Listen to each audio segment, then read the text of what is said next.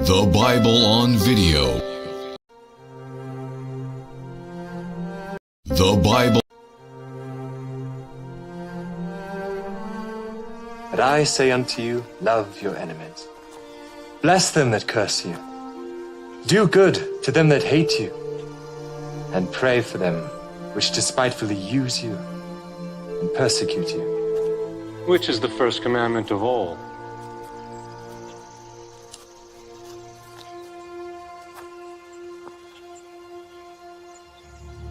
Hear, O Israel, the Lord our God is one Lord. Thou shalt love the Lord thy God with all thy heart, and with all thy soul, and with all thy might, and with all thy strength. This is the first and great commandment, and the second is like unto it. Thou shalt love thy neighbor as thyself. On these two commandments hang all the law and the prophets. Master, thou hast said the truth. There is one God, and none other but He. And to love Him with all the heart, and with all the understanding, and with all the soul, and with all the strength, and to love his neighbor as himself, is more than all the whole burnt offerings and sacrifices. Thou art not far from the kingdom of God.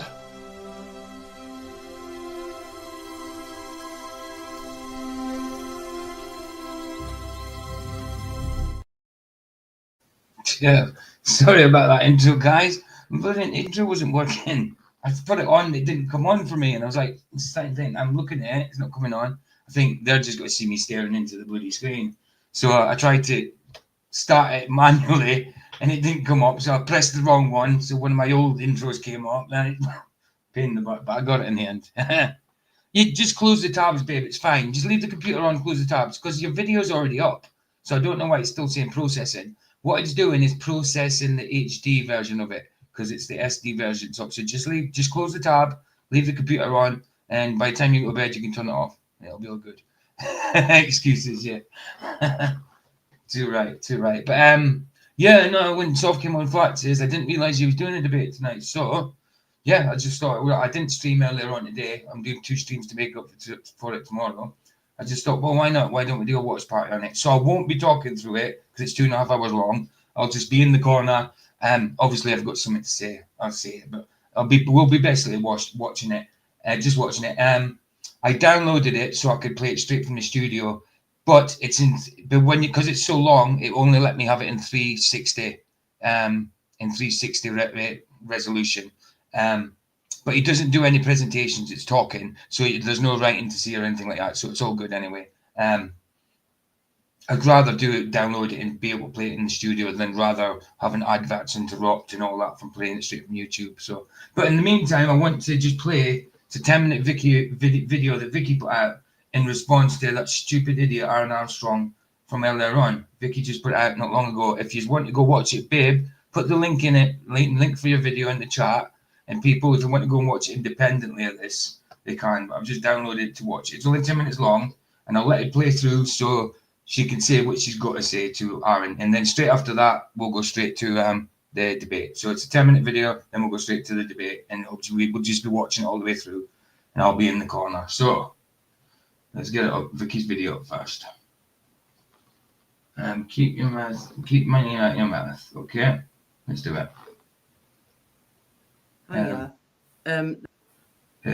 Maybe down here, same. Yeah, let's do it that way. There's a few things today that I want to address. I'm not gonna shout and scream and call people names and all that because I can't be asked. I'm over it. Like, it is ridiculous. So I saw today a video where AA says that I would probably love to be stalked. I can tell you now, I wouldn't. You don't know me, Mr. Armstrong. You know nothing really about me. You know bits off YouTube, but that's about it. You listen to a little bit of my testimony, literally a little bit. That's not even like a big part of my life. You know nothing. Also, doxing a pregnant woman, a woman with children who's carrying a baby because you Really bad, by the way. Really bad thing to do. Doxing anybody is really bad. But doxing, like, Flats' his missus is pregnant again. You know what I mean? And he's going on doxing people, doxing that. Flats just cares about this. He's an absolute idiot, this guy. I'm just so sick of his name. I mean, there's so many things I've said about him. I can't say anything else about him. There's no words to describe how disgraceful and diabolical he is. Infernal. Of hell. don't like what her husband does on YouTube. Like, that's not normal adult or even child behavior. Like, where do you draw the line? If I found out your wife and kids and decided to dox them on the internet, would that be okay with you? Because that's what you seem to think is okay to do to others. Purely because what? Because you are obsessed with Flatzoid. You are obsessed with Keith. You are obsessed with the channel. And keep my name out of your filthy, disgusting mouth. You are nothing but a piece of crap. I honestly have major concerns to the point that I'm looking now at seeking legal advice about how deprived and sick you are and how far you're willing to take it. If you're willing to find out about a man's wife and children, find a picture of them to send to him. Like, how sick in the head have you got to be? I know, and his excuse tonight on that video was, yeah, if you just go check up this name and that name and that name, the information's there. So what if the information's there? Does that give you the right to go rooting through it and just sending it all over the place? If the information's there, so what? It's not. It doesn't give you the right to go rooting through it and making a point out of things. I mean, oh, there's your missus. Oh, very nice picture, by the way. That's threatening. That's really threatening. And you wouldn't do it to our faces, as we said earlier. You wouldn't even do it to Vicky's face, and she's a girl. This is why I will never name my kids, never, on the internet. And my kids are adults. But I would never name them because of people, Aaron. Actually, not people. Aaron Armstrong, because of you. Because you are that sick in the fucking head that you would go and look for my kids because you are that twisted. Just like you did with Flats' wife and kids. Like, really, would you like that? Would you like it if we stooped to your level and found out about your wife and kids and where you work and where you live and we doxed it? Would that be okay, would it? No, it wouldn't. You wouldn't like it. You'd cry like the little bitch you are. And to be fair, we wouldn't stoop to your level because, do you know what? You can't get any lower than you, Aaron. And you really can't. Like, you really need locking up, like in a mental institution where you can't do any damage to anyone. I think, if I'm being honest, I would help pay for Flats to get legal advice about you, and I would, purely because the lengths you go to are scary. Like, I ain't lived a sheltered life, mate. I've been stabbed. I've had a lot of things done to me. But you are actually scary. Like, when will you ever get a grasp of how mental your actions are? Because would you look for P. Jason? Because I tell you, you'd have an issue if you did, mate. you really would have an issue. Like, you are twisted. Like, majorly twisted. And it ain't your mental illness. You say you got BPD. I don't think you have. I think you have narcissistic personality disorder, because you is the definition of a narcissist. You think everything's about you. Like when you demanded an apology from me and PJ, and I exposed you for the scum you are, and I will keep exposing you until you leave us alone. What part of we don't want you anywhere near us? We want our names out of. I would just say to Ricky, just again, I agree with everything you're saying, but stop letting him know what you're going to do. He doesn't need to know that. He's an idiot. Your mouth, do you not get? Like, where in your head do you think, like, why all day, every day do you sit and obsess about us? Like, we don't sit and obsess about you. You come looking for us on sock accounts, on multiple sock accounts. I've banned. God, how come you haven't got a spanner? Underestimating your enemy is the first step of a failed battle. These anti-globers have more of an agenda behind them than you might imagine. Yeah, exactly, God. How come you haven't got a blooming spanner? Weird. Oh, there's moderator. There you go, dude. Bless you, man. We're putting on the debate. I'm just playing Vicky's. She's got about 5 minutes left of it. Putting on the debate. I'm just like, Vicky literally made this about 10, 20 minutes ago, so I'm just playing it. I'm not making any more videos about him, but I can understand why Vicky made this. Not that she wants anything to do with him at all, but after what she heard on Flaxes, it just made it. And I understand why she made it. At least she's being a bit more reserved with her language this time. You on multiple sock accounts on multiple channels because you is sick in the head. I will be seeing legally what I can do, and I will. And you think everyone's on the dole and got no money. Oh, bless you. But you know, this is your last warning. Keep my name out of your mouth, or I will be taking legal action, and I will help Keith pay for legal advice to stop you, because like, think about it. To be fair, I wouldn't stoop that low, and to be fair, I couldn't give a fuck about you, your wife, your kids, whatever, because you're a piece of shit. But I hope somebody does to you what you've done to all of us, and especially what you've done to Keith. And I really do. It must be horrible living in your head. Imagine it. All you think about is us, all of us, and what we're doing, and our lives, and what videos we've done, and all that, because you literally are a nothing and a nobody. You obviously don't have a family that gives a shit, because if they did, they'd have got you sectioned into a mental hospital where you belong. To be fair, if you were married, she probably divorced you and got a restraining order because, you're a bit obsessive. But yeah, and you and your little friends really, really need to get a life. Like, I don't get it. I don't get why you sit and you think about what and make videos about us all the time, because you got no life. Try looking for me, Aaron. You won't find me. You will not find me.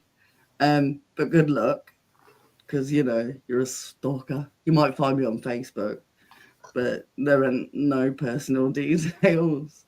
Sadly for you. For you, there is no personal details. Where I live is not on record. Yeah, so crack on. But yeah, if you do any more shite about me, I will be seeking legal advice. Hey, Sov, good to see you, bro. Playing your video in about 3 minutes. This is your last warning. And I will keep telling Keith to seek legal advice, and I will help pay for it, because you need to be stopped. You really need to be stopped. You are literally risking a pregnant woman and her children. Because what? Because you can. Because you have no life. There's literally nothing about you. Nothing. You don't have a personality. I don't even think you have a brain. I think you just sit and think about what everyone else is doing while the rest of us are getting on with our lives. And you just happen to pop up because, sadly, people send flat stuff that you do. Look, you don't have my email address because, as you know, I made one up purely to email you, and then I never used it again. Don't have the login for it, don't have nothing. So you can feel free to email that address all you want, because ain't nobody reading it. Because, you know. But yeah, maybe go back to your psychiatrist and tell him that you're like seriously mentally ill, and you know, maybe get some counselling about you obsessing about a married man with children and thinking it's okay to dox where a pregnant woman and her kids are. And yeah, I really hope that if you don't do it yourself, somebody gets you the help you are desperately in need of. I feel nothing actually for you. I don't even hate you anymore. I used to. Yes, he is blocked. He is blocked. Trust me. We've been dealing with this guy for ages. She hasn't said anything in ages, not a long time. And she just decided to do a video at night because after what she had, she won't be doing one again. This is the last. You know what I mean? But no, he is blocked. He is blocked. That doesn't stop him. Not anymore. I actually pity you. I pity the fact that your life is that miserable that you have to sit and make videos and watch all the stuff we do, because I don't know what your Yes, it's flat. You will watch him just. You watch him destroy him, but like say Sov said, it was a decent conversation. The guy was all right and all that, and Sov made him think. So it's actually a good. I haven't seen it. I mean, that's why I'm doing the watch party, because he literally just did it earlier on. But I warn you, I downloaded it so I could play it from within the studio rather than playing it from the YouTube. So adverts and all that. So it's only in 360, but there's no presentation, so it's just them talking. So you don't need to see anything written on screen and all that. So it's all good. All good. Let me signal again. Anyway, what drugs you're on, or what maybe you're drinking, I don't know, but there's something not quite right. Well, no, not quite right, and I mean definitely not right. But yeah, so take my name out of your mouth, psycho, and just leave everyone alone. Go and play with your little friends on the internet and leave us all alone. Keep our names out of your mouth. And go and get yourself a fucking life, a hobby, a job, a wash, brush them teeth. eek! You swore twice, babe. Twice. You've done not bad considering. And stop laying in your bed or sitting in your car with WD-40. What are you doing, sniffing it or something? Bit weird that one man goes to the shop so many times for WD-40. But hey, whatever floats your boat, you freak. Anyway, to everyone else watching who's not him or any of his little trolly friends, love yous. Bye.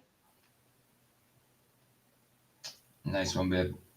I wasn't going to play it earlier on because I thought she'd be ranting completely, really badly ranting, but she wasn't. So I put it on and I thought, yeah, but it's the last of doing. You just take the warning, Aaron. You know, you just nothing to us. But anyway, like I said, this is a watch party for Sov's debate. So I will not be talking through it. I will greet people as they come in, but I won't be talking through it because I want you to watch it, obviously. And if I was to respond to it, it's 2.5 hours long. I'd be here till my stream in the morning. So yeah, let's just watch it. Let's get it up. 360. It's in 360 resolution because it's a long video. It's the only thing it let me download it in. If it was a bit shorter, it'd let me download it in 720. But like I say, there's no presentation. And it's them talking, so we don't need to be perfect sighted for it. You know. There we go. Do it.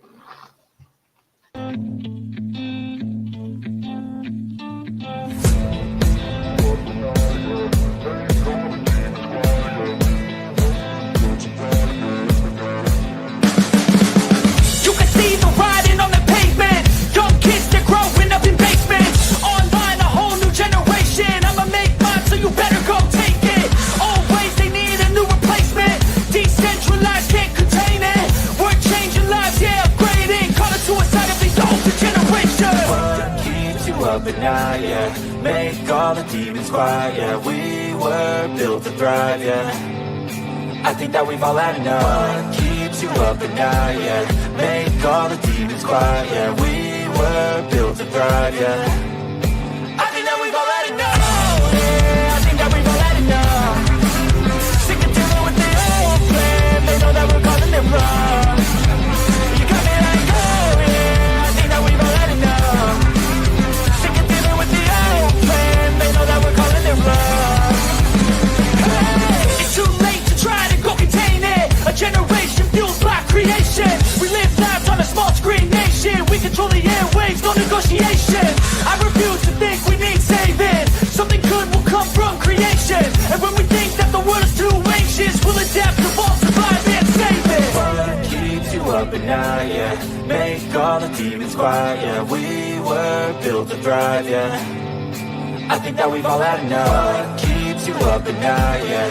Make all the demons quiet, yeah. We were built to thrive, yeah. I think that we've all had enough, yeah. I think that we've all had enough. Sick of dealing with the old plan. They know that we're calling it wrong. You got me like, oh yeah. I think that we've all had enough. Sick of dealing with the old plan. They know that we're calling it wrong. Hey, oh yeah. I think that we've all had enough. Sick of dealing with the old plan. They know that we're calling it wrong. You got me like, oh yeah. I think that we've all had enough. Sick of dealing with the old plan. They know that we're calling it wrong.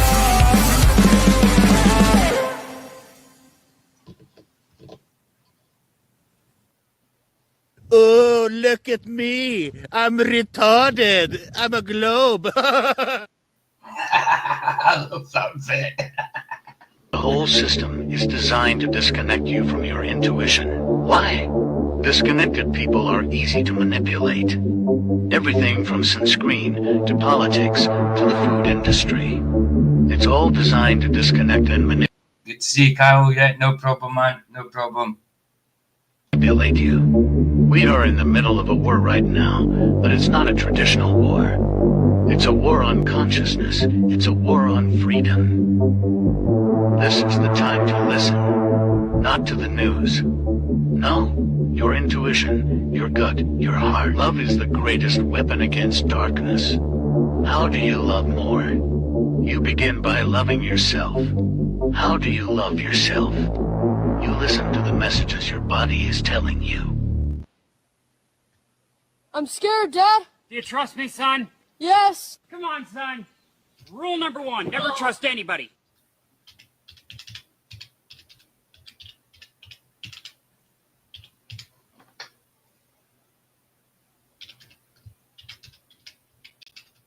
All right, good evening, ladies and gentlemen. Welcome to Sovereign Soul Unchained Mind, coming to you 250 miles above your imagination from the international fake station, this IT nightmare we like to call home. I'm up here with my good friend and co-pilot, Ting Wong, and he is here to make sure that we fly along straight and level across this beautiful plane that we live upon. So today we have us a special guest. His name is Keith Reynolds, and I met Keith Reynolds in some forums on Facebook, and he agreed to come on and give his case for a globe.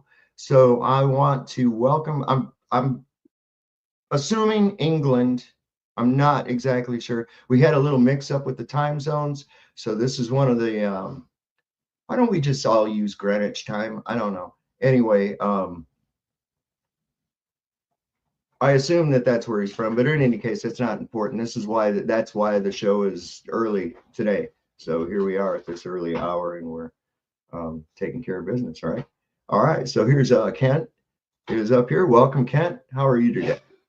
Thank you so much. And good evening, I think, to you, because yeah, it was my fault with the mix-up. Got the PM and the AM mixed up, but it's 2:04 in the afternoon here. Right. Okay. It's for yeah, it's but 7:02 in the evening over here. Oh, okay, cool. That's a good time for you. Yeah. Not a bad time, yes. But sorry, I've got you into your channel a bit early. Oh, that's all right. That's all right, man. We're here and everything's cool. Got some great people out in the chat. Some that I don't recognize. Maybe they're people that you've invited. I'm not sure. But I see I got Dorian Gray here with us. Shifty Eyes Shady. How you doing, my friend? That Way has joined us. Chris is here with us. Is that a little smiley face it looks like? Something gay. Wong is gay. Run away, LJ. Now, that's casting aspersions on my co-pilot. You can't be doing that. There's Brad and Tasha, possibly one, the other, or both. We have a pretty cool friend, Chris. Angela Baby Carson, how you doing, sweetheart? Only Up Dots, Spitfire, who I miss? Sean Alke. Of course, Sean's going to be here. Angela's here. He's got to be. It's a team effort. We got Hercules, DJD, Homework, Gene Edited. I saw Flatzoid in here, although I know he's got a show coming up with Planar Walk here around the same time, so I hope I'm not stepping on his broadcast. But anyway, with no further ado, let's get into things. So, Kent, you think we're always stepping on each other's broadcasts. Always. By mistake, not intentionally, obviously. Believe that the Earth is a globe rotating around a large body of hydrogen or something in a void, a near vacuum. How did you discover that this was what the Earth was? How did that come along? I mean, was you walking along one day and said, "Hey, I think I live on a ball that's spinning around"? Sure. Okay. Well, let me just start off by saying that I don't have an anti-Flat Earth channel or anything like that, nor am I an expert in all the arguments in favor of one or the other. And as you know, I only got involved in this because I was having an interesting and lively debate with you on Facebook yesterday, and you suggested let's have a live debate, and I thought, well, why not? So yeah, I'm glad you used the word rotate. Because I have seen a lot of flat earthers use the word spin, which is, of course, a little bit of a misdescription of the globe Earth theory, because the theory is that the Earth rotates at 1 revolution per day, which is quite a slow rate of rotation. So I'll basically just launch into my argument, and I can explain, how it is that I came to these points of view. I've only had a. Can I first ask one initial question? Sure. Did you discover that you lived on a rotating globe Earth, and then found out that you were right? Or were you first told that you live on a globular rotating Earth and then were given? I love how Sov does it. I love how Sov does that. You know what I mean? Absolutely brilliant way of doing it. And I like it when Sov goes on about, says, what would make you in everyday life think you're on a globe? If you didn't know nothing, you just walk outside. You didn't know nothing about shapes of Earth or anything. You just appeared in the house one day and you walk outside. What would make you think you're on a spherical, rotating ball going through space at these rates or not? What would make you think that? What evidence would you have that would make you think that? You wouldn't. You'd have to be taught first. You'd have to be taught that before you even think that. Sorry, I won't interrupt much. Hey, Lev, good to see you. Good to see you, bro. Reasons as to why that was true. Yeah, it's a great question. I think obviously you learn about the Earth being a globe through your education system, and you're necessarily a child when you first learn, I guess. So I think the point you're getting at is that your senses tell you that you live on a flat plane, because that's what the Earth is on your everyday scales. And I guess it's not, you've characterized it as you discover that you live on a globe. And I don't think, as somebody who believes in the globe Earth theory, that that's how it comes. Hey, how it goes. Good to see you, bro. About. Yeah, I think that's going to be a very major point. Yeah, that's going to become a very major point in this discussion. Sure. So I think you get taught certain things, and then you when you learn about other things? No, it's not that, Jeff. It's like, yeah, usually I do like reacting that, but it's a 2.5 hour debate. If I was to react to every point I wanted, I'd be here till the morning, till my morning stream. And I did say in the chat, it was in the title, it's a watch party. So yeah, I will say some things, but it's mainly a watch party. I won't be saying much. I know you like me being me, but I did say it was a watch party, and I do want to be. I've got 2 streams tomorrow as well, so I don't want to be here like 5 hours. 2.5 hours is enough, and we'll be already be here 3 hours as it is. So there we go. Things and physical theories, and you observe other. Thank you, Jeff. Thank you for that. Anyway, nice one, dude. Phenomena, and it all fits together, and it seems to be the only theory really that supports observation. So in other words, if nobody had ever told you this, that you live on a rotating globular Earth, if nobody had ever told you that, you probably would never have come to the conclusion or even start. Exactly. Why would you? Why would you? Why would you come to the conclusion you're on a spinning ball? Okay, sorry, not spinning, rotating ball going through bloody a vacuum. An impossibility. You wouldn't. You'd have to be taught it first. Indoctrinated into it, should I say. To think such a thing, would you? Yeah, I think you might be partly right in the sense that if you had no education whatsoever, somebody grew up in a jungle somewhere. Well, see, that's where my point is they wouldn't who came to that idea in the first place. I mean, somebody must have been bebopping along, doing their daily stuff, making observations as we all do throughout the day and the night, and then suddenly said to themselves, you know what? Based on everything I see, I must be on a ball. I must be on a globular, spherical Earth, despite not.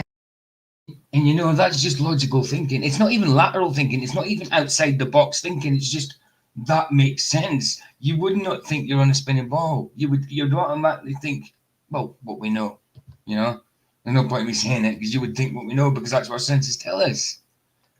It's a good point. It's always a good point. Having any indication of such a thing. That's what I'm trying to get at. How would anybody ever come to think really in its inception, if you really think about it, if you were to wait until somebody was, I don't know, say 15, 18 years old, okay, 18 years old, never been exposed to globe Earth or anything at all. They've reached a point where they now have at least a moniker of critical thinking, right? And then somebody comes to them and tells them this story, tells them that, no, you actually, despite everything that you think, you actually live on a globe, a round ball, and it's rotating around.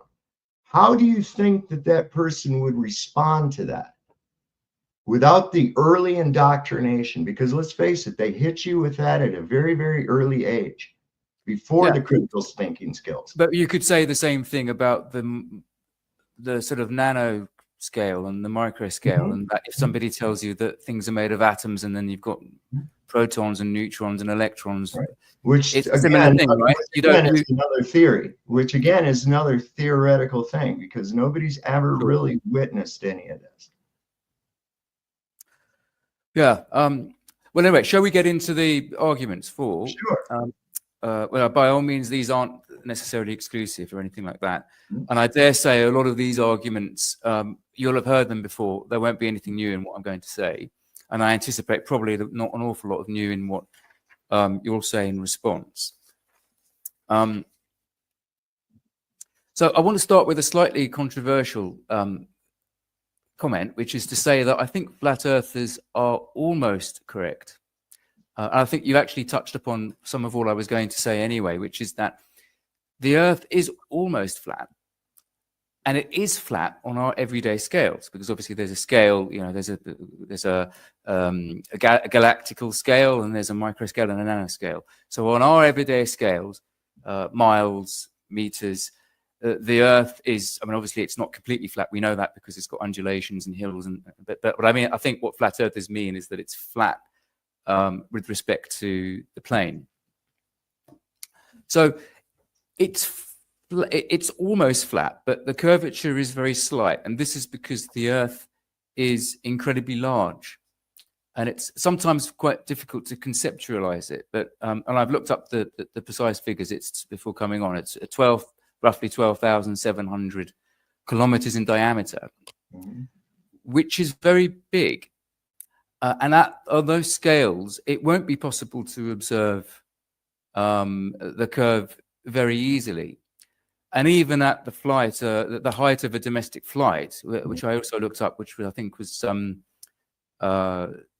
it's somewhere between 9 and 12 kilometers. You're talking about a factor of 1,000 times.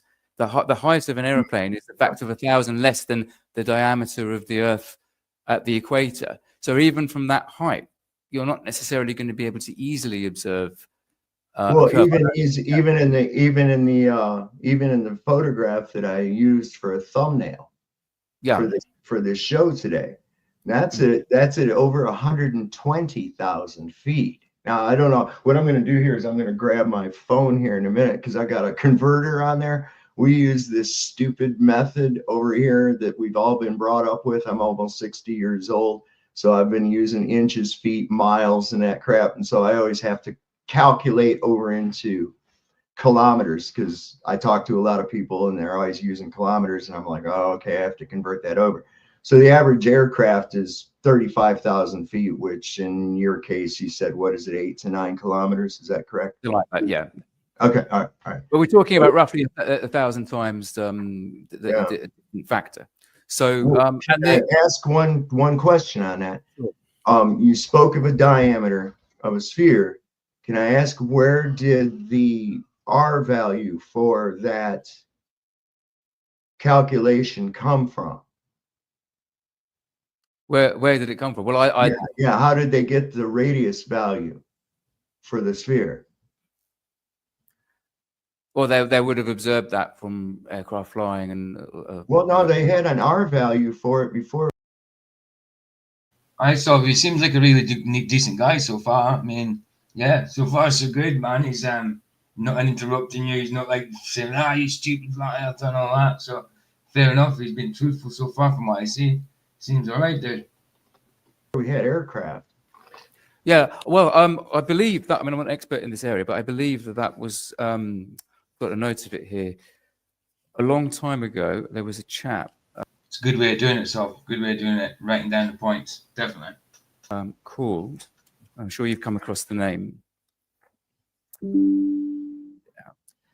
I may be mispronouncing this. Eratosthenes, who in 276 to 194 BC carried out.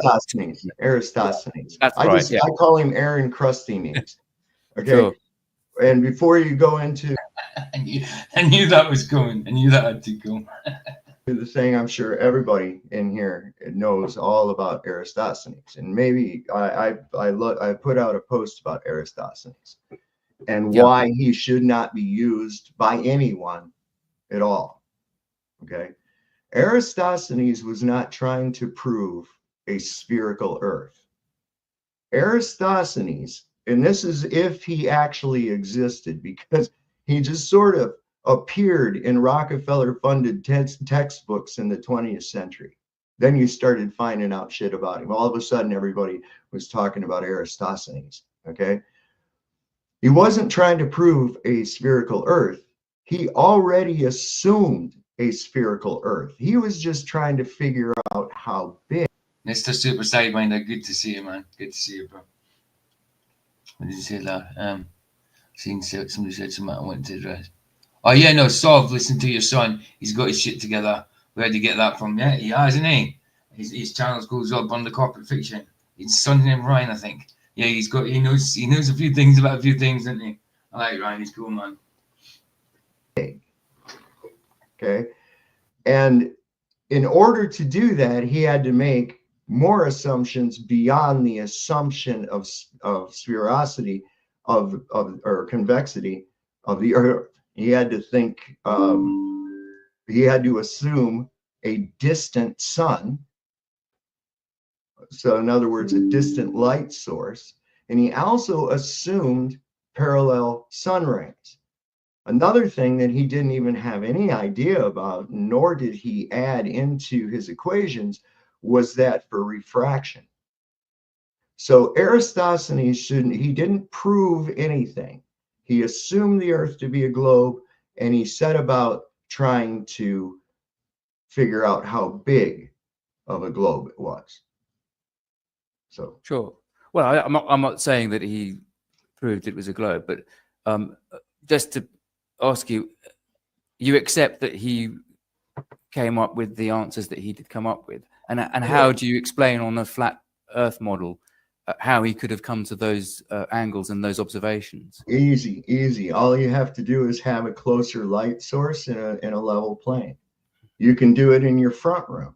I can set up a series of cans across the floor and use a flashlight or even the light in the ceiling. And each object will cast a different shadow. If I do spherical math, if I try to do math to make it be a sphere to figure out how big of it, well, yeah, I'll come up with an answer. But that's on the assumption of my floor in my kitchen being convex. And as we all know, it's not convex because a level was used to construct it. You understand? So yeah, there again, either way, it wouldn't be proof of anything because, yeah, it'll work on a ball with a distant light, and it'll also work on a flat surface with a local light. So we're in the same boat. Yeah, but I think for me, there are lots of things that observationally they support the globe Earth theory, and you might be able to say, oh, well, there's another explanation for this and there's another explanation for that. But when you add it all up, they're all consistent with the globe Earth theory. And then when you've got that many things that are... Hey, Skip, good to see you, bro. Welcome to the watch party. Good to see you, man. Consistent with it, you reach a conclusion that on balance, that is more likely to be the correct... Well, though, when you examine the so-called evidence, though, and you find out that it's merely circumstantial, and you've merely sung together a series of circumstantial evidences that have other explanations that are more logical, each and of themselves, then you really don't have anything because most of them are based on assumptions, these observations. Okay. And I know you're probably talking about long distance observations. Well, long distance observations have actually proved that it's not a sphere, at least not the size that we're given. That's for sure. Because all we do, people don't understand that your field of view is compromised at the horizon line. Okay. So you see the ground sloping up toward the horizon line. And you're always ramps up, never ramps down, does it? Never slopes away from you, which it should do on a globe. Your view when you look straight ahead. We have hyperbolic vision. Everything goes in from top to down, from down to up, left to right, right to left. Everything is kind of going like that. Now your field of view is this cone you can see in. You have a full field of view of the ground up until the horizon point. At that horizon line, your field of view is now compromised by just a little less than 50% because it's just below eye level. Now, when things are going off into the distance, of course, they get smaller they appear to get smaller as they go into the distance. You see this wholly when your field of view is completely on the object, but now the object has hit the horizon line. And now, as it travels beyond your vision, it still gets smaller, but because your field of view is compromised by the horizon itself, it appears to disappear from the bottom up. But by increasing our field of view with simple elevation, we see that not only do we bring the entire object back into view, we've extended the horizon line beyond the target object. And we can do this all day long until the angular resolution of the object itself becomes too small to even distinguish. Yeah, but what you've described is also consistent with a spherical Earth and it disappearing below the horizon, because that's exactly what happens at the Burj Khalifa in Dubai, where, and this has been, I haven't been there myself, but people have observed this, it's on YouTube, that you can be on the ground level, watch the sunset, then you can take a lift up to the top and then watch the sunset again. And that is exactly what you would expect on a globe Earth, with the sun disappearing off over the curve. To a limit, though. To a limit. Okay, because once you reach a certain altitude, okay, and this is no longer taking place, what's going to happen, a physical curve like that is going to start to drop below your horizon line, below the line where it was at relative to your eyesight, which is just below eye level. It's just below eye level. If it were a ball, once you started to increase in elevation, you would get to a point where the horizon actually starts to drop relative to eye level. And it doesn't do that. It would have to do it in all directions, because it's not a cylinder. Remember, it's a sphere. Right. And each time you increase to the radius of that sphere, which is what the globe says you're doing with altitude, right? You are always at the highest point of the arc. What is the highest point? Anywhere that you're at. So you would begin to see the horizon not only drop below eye level, you would also see it start to drop in all directions. And we don't see that at all, not even above 120,000 feet. Felix Baumgartner's jump at, I think it was 135,000 feet, something like that. I'm not sure, but it was even higher. And when he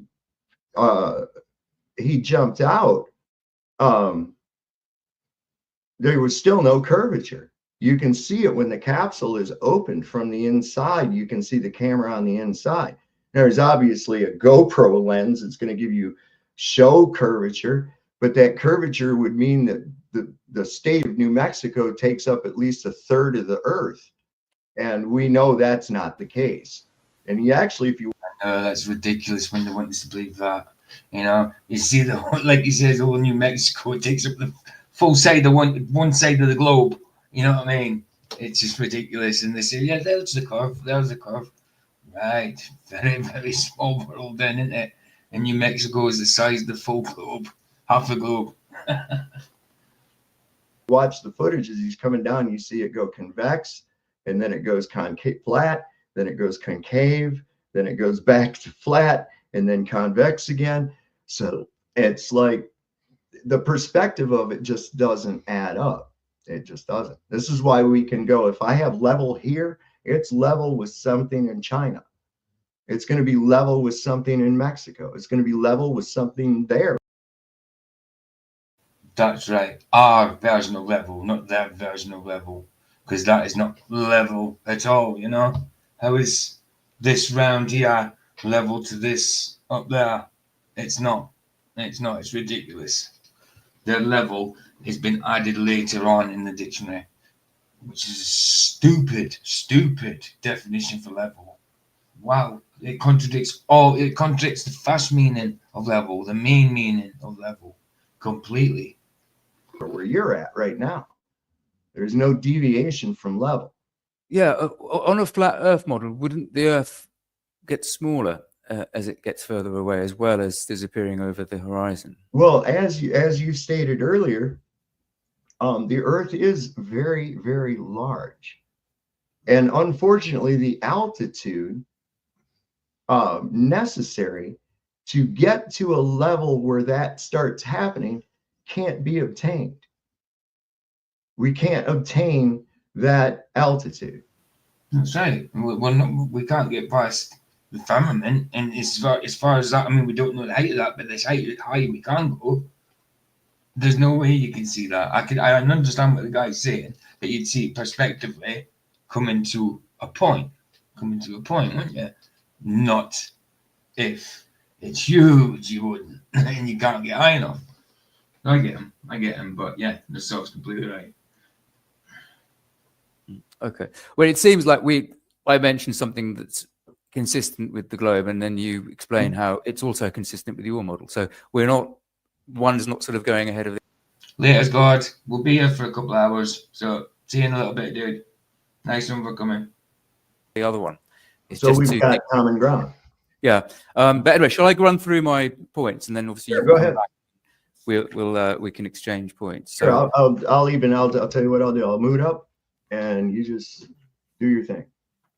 Yeah, sure. Okay. So my first point is, in no particular order, photos from space. So the argument is there are thousands of photos and videos taken by various space agencies, NASA, not just NASA, but also European ones, Russian ones, Japanese ones. Now also India has a space agency, and they have shown the Earth to be spherical. These are consistent across different missions from multiple different organizations. There are flat earthers who claim that these photos are fake, but one would have to ask the level of cover-up and conspiracy that would have to be in existence. You'd have to have the astronomers, you'd have to have people at NASA, you'd have to have people at other organizations knowing that the Earth is a shape other than as a globe, and be in some kind of huge a conspiracy to deceive everybody. And whilst that may not be impossible, it's, I would say, implausible for that to have taken place. There are no compelling photographs, certainly that I've seen, that somebody's taken of the Earth showing a flat shape.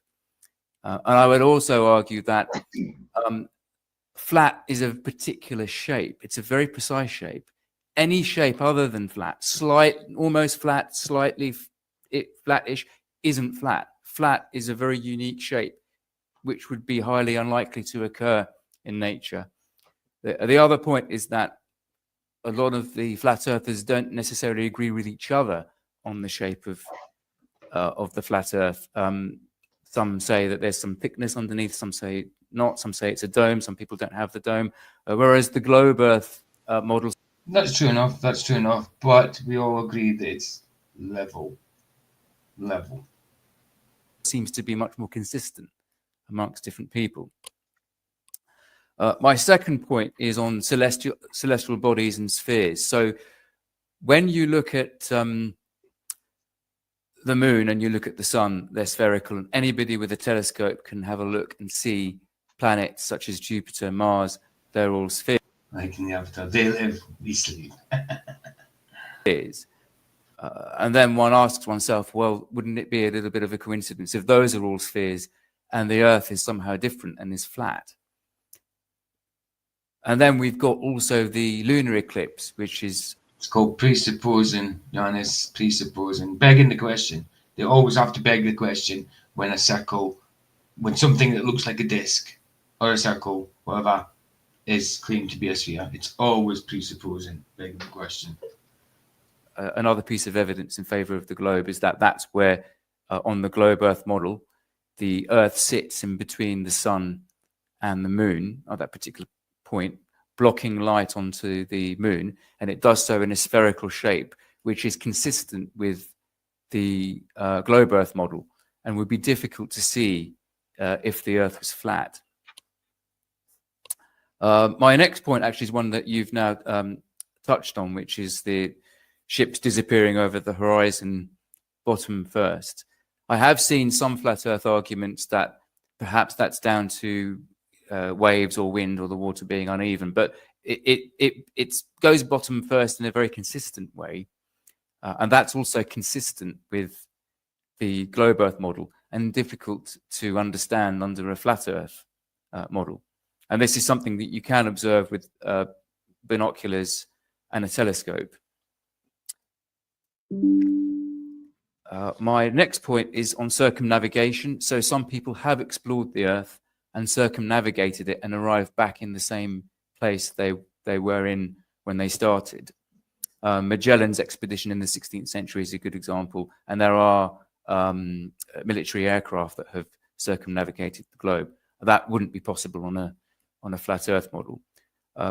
My next point is I think quite a compelling point, which is to do with the shape of the Earth and gravity. And I know that a lot of flat Earthers don't subscribe to gravity, and I think a lot of flat Earthers don't subscribe to gravity. All flat Earthers shouldn't subscribe to gravity, I think, but some just replace G for A, I suppose. You might be one of them, Sov.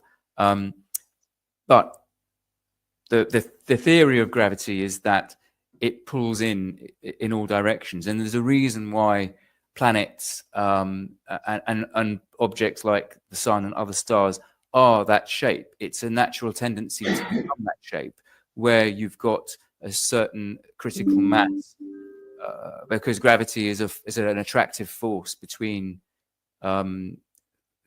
different masses, basically. So the larger the mass, the greater the force of attraction. If you've got an object being formed through the stellar dust, it will naturally contract into a spherical shape. If you look at the moons of Mars, which I think are called Phobos and I think it's Deimos or Deimos, those two moons are rocky shaped and jagged, and they're not spheres, and that's because they're smaller and they don't have enough gravity to form that perfect spherical shape, which you see. I'm sorry, that doesn't make sense at all. What, just because they're smaller? What? I bet doesn't all mass attract mass? Shouldn't it all be doing the same kind of stuff? Listen, it's all a contradiction anyway. All these dust knots coalescing into some kind of big mass when they say it's expanding. How can it be expanding as well as contracting? Silly. With the moon, you see with the sun, and you see with the Earth. If on a flat Earth model, there was some difficulty with gravity, and I think that's why a lot of nice enough guy, Sov Having, but telling tales of Narnia nonetheless. Flat Earthers don't subscribe to gravity because it's inconsistent. Because if you had a flat Earth, then if gravity was pulling downward, it wouldn't pull in the same way, and you would have very different gravitational forces at different places on the Earth. Time zones is my next point. So where you've got different time zones, and we've even experienced this now on this video call, it's very well explained by the globe Earth. You know, you've got the Earth is rotating, and Australia sees the sun first, and America sees it last, and it's very consistent with the globe Earth model. The seasons are another good example, very well explained by the axial tilt. If you have a model and it's tilted and you've got a light source, you can replicate something very similar to what we see with the different nights and day, and the different temperatures you get in winter and in summer, due to the fact that if the Earth is spinning at a fixed angle but is rotating around the sun, then the southern hemisphere will face the sun for half the year, well, for a certain point at half of the year, and then it swaps round. I'm not saying it can't be explained on a flat Earth model, but it's very well explained on a globe Earth model, and is more difficult to explain, I think we can say, on a flat Earth model. The Coriolis effect is my next point. I'm not sure how many of the viewers are familiar with it, but the Coriolis effect, essentially, I'm no expert on physics, but essentially, as I understand it, it's to do with the fact that the Earth rotates, the atmosphere around the Earth also rotates, but not necessarily at the same speed, and it creates air currents, and they seem to be an anti-clockwise direct flow of air, and this sometimes creates cyclones. By the way, these cyclones never cross the equator. And that's because the Coriolis effect actually weakens as it crosses over onto the other side. That's consistent with the globe Earth theory and is difficult to explain on a flat Earth theory. This causes a lot of weather patterns and is down to the rotation of the Earth. We've got the stars and constellations argument, which is to do with the fact that, for example, the moon, if you observe the moon in the southern hemisphere, you're actually looking at it upside down compared to how you see it on the northern hemisphere, which is, again, consistent with the globe Earth theory and difficult to explain on a flat Earth theory. The constellations that we see in the night sky change as you travel north and south as well. People in the southern hemisphere cannot see the North Star Polaris and vice versa.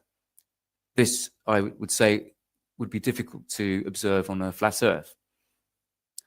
You've got aeroplane travel and navigation, long-haul flights between cities in the southern hemisphere that make sense only on a globe. For example, between Australia and South America are direct. On a flat Earth, the routes would be extremely difficult and illogical.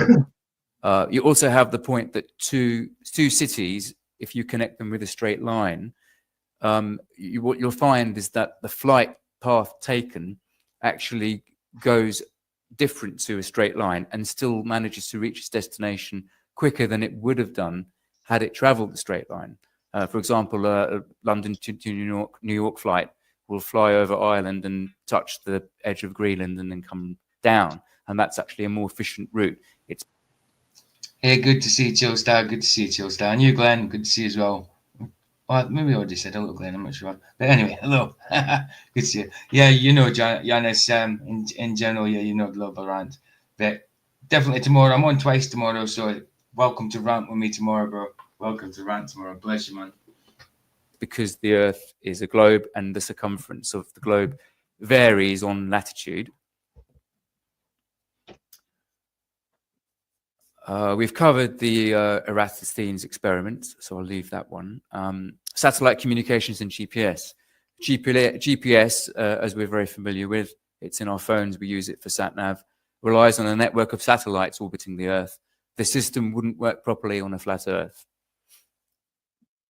But just to come on to my last points, just to anticipate a few points that flat earthers argue.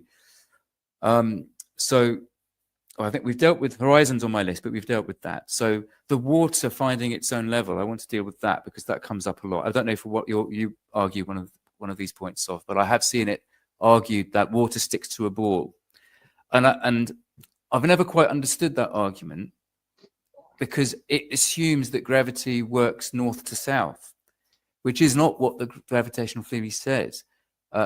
Gravity works, as I described earlier, by pulling towards the center of the object of mass, and therefore you wouldn't. But we do know this. We do know this.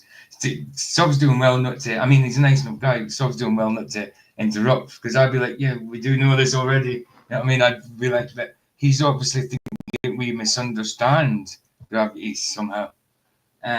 North to south. Thinking it goes north to south. But I've never heard that before. Expect water to fall off the Earth because if it was falling off, then that would suggest that there's something underneath the Earth pulling it down. Now in space, and I don't know how many people accept the notion of space, but in space, no one direction is special over any other direction. It's only here on Earth that we've got the perspective of the ground and we feel the effect of gravity, that we know what's down, what's up, what's right, what's left. In space, you would get disorientated very quickly if you had no reference point. So the idea that there is something pulling down, well, there isn't really a down in space. You've just got the Earth and the planets are orbiting the sun in more or less the same, it's not exactly the same plane, but it's more or less the same plane. So that's always a very difficult one to understand. And I think it just comes down to a slight misunderstanding of physics, that water finds its level. Well, it only does that really because there's a force of gravity pulling it down, and so that it's a liquid, so it basically just finds its level in that sense. But if you're in a situation of zero gravity or weightlessness, the natural shape of a water droplet is actually a sphere. and it will float, and it's due to the surface tension. And so it's gravity that forces it to act differently to that natural shape.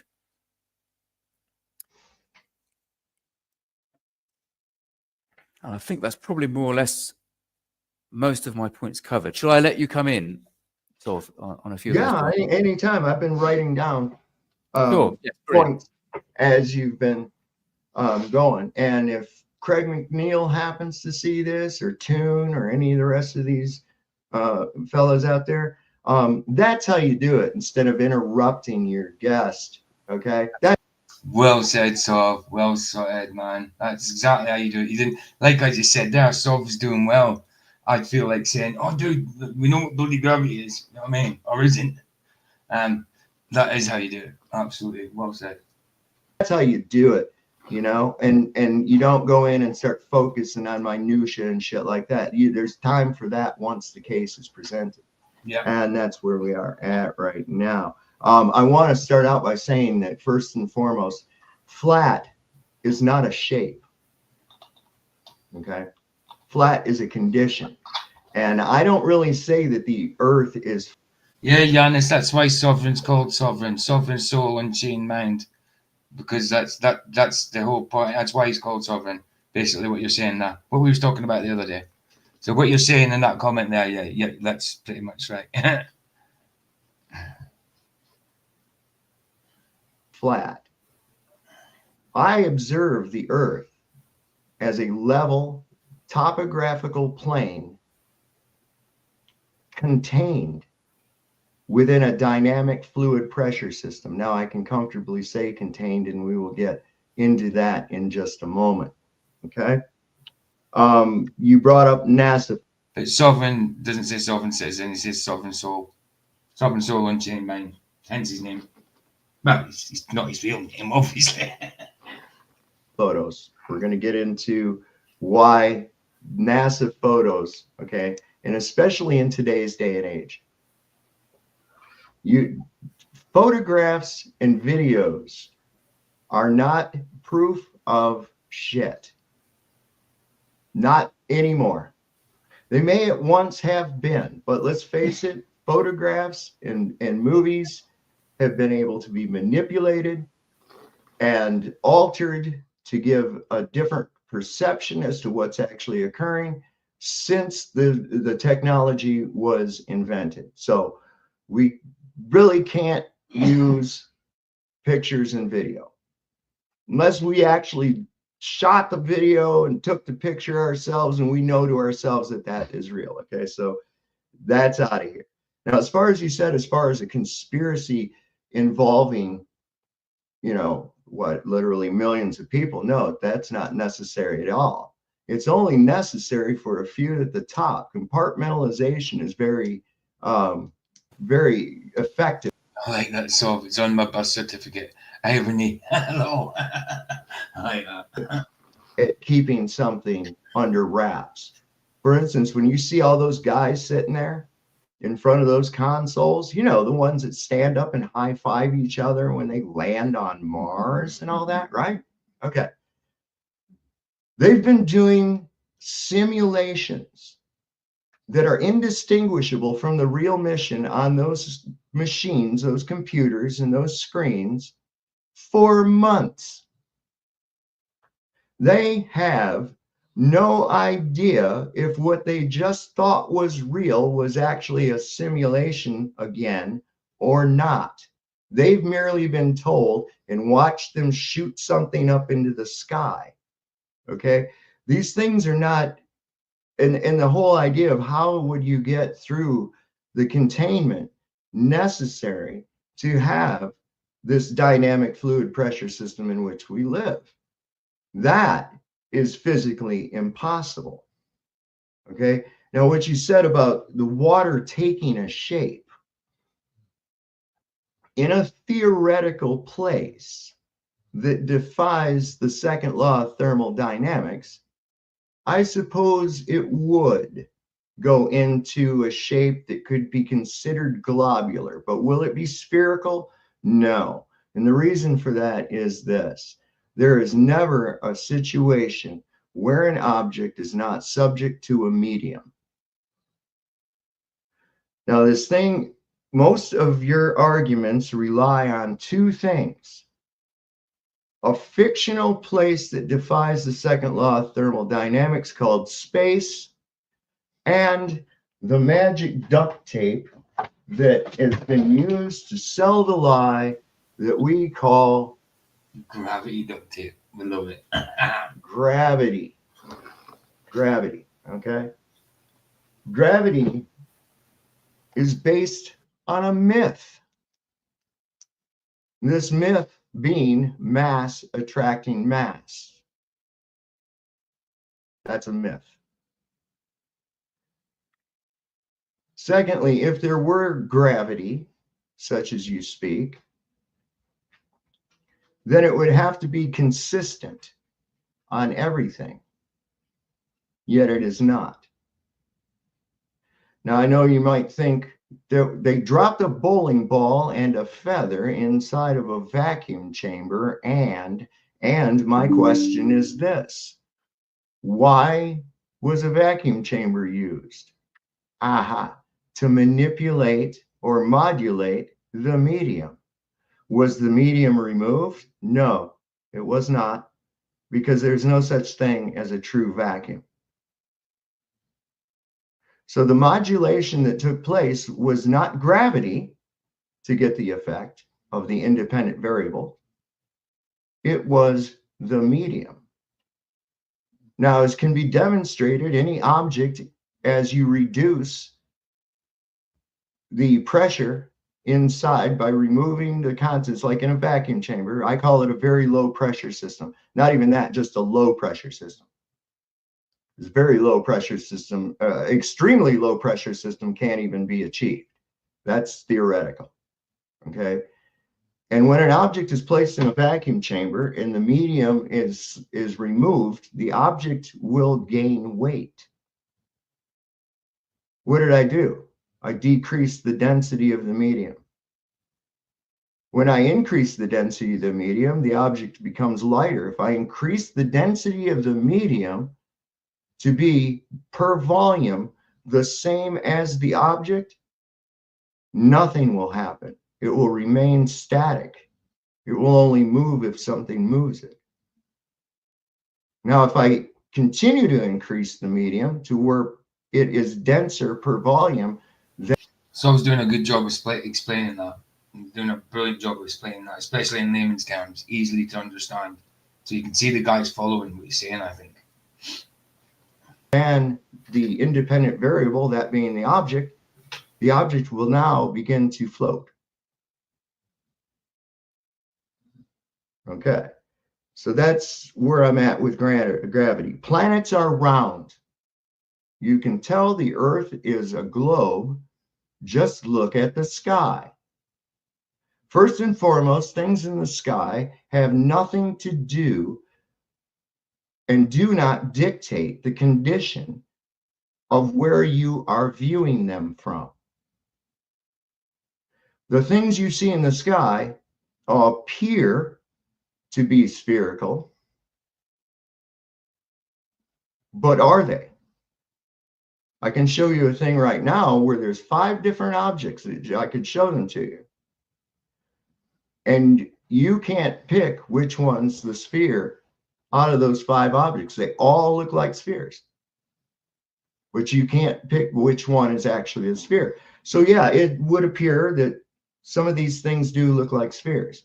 Now, the only place that we see it, because you talked about these moons around Mars and what their shapes are and all that, no one has ever seen that other than through the images provided to you by a government-controlled agency. You've never seen that. I've never seen that. You've never looked through a telescope and seen that. They sold you images. Now, let's see, where was we at? Time zones. Okay.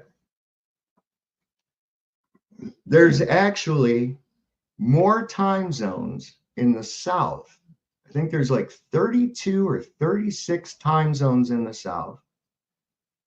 There's 24 in the mid-range between the tropics.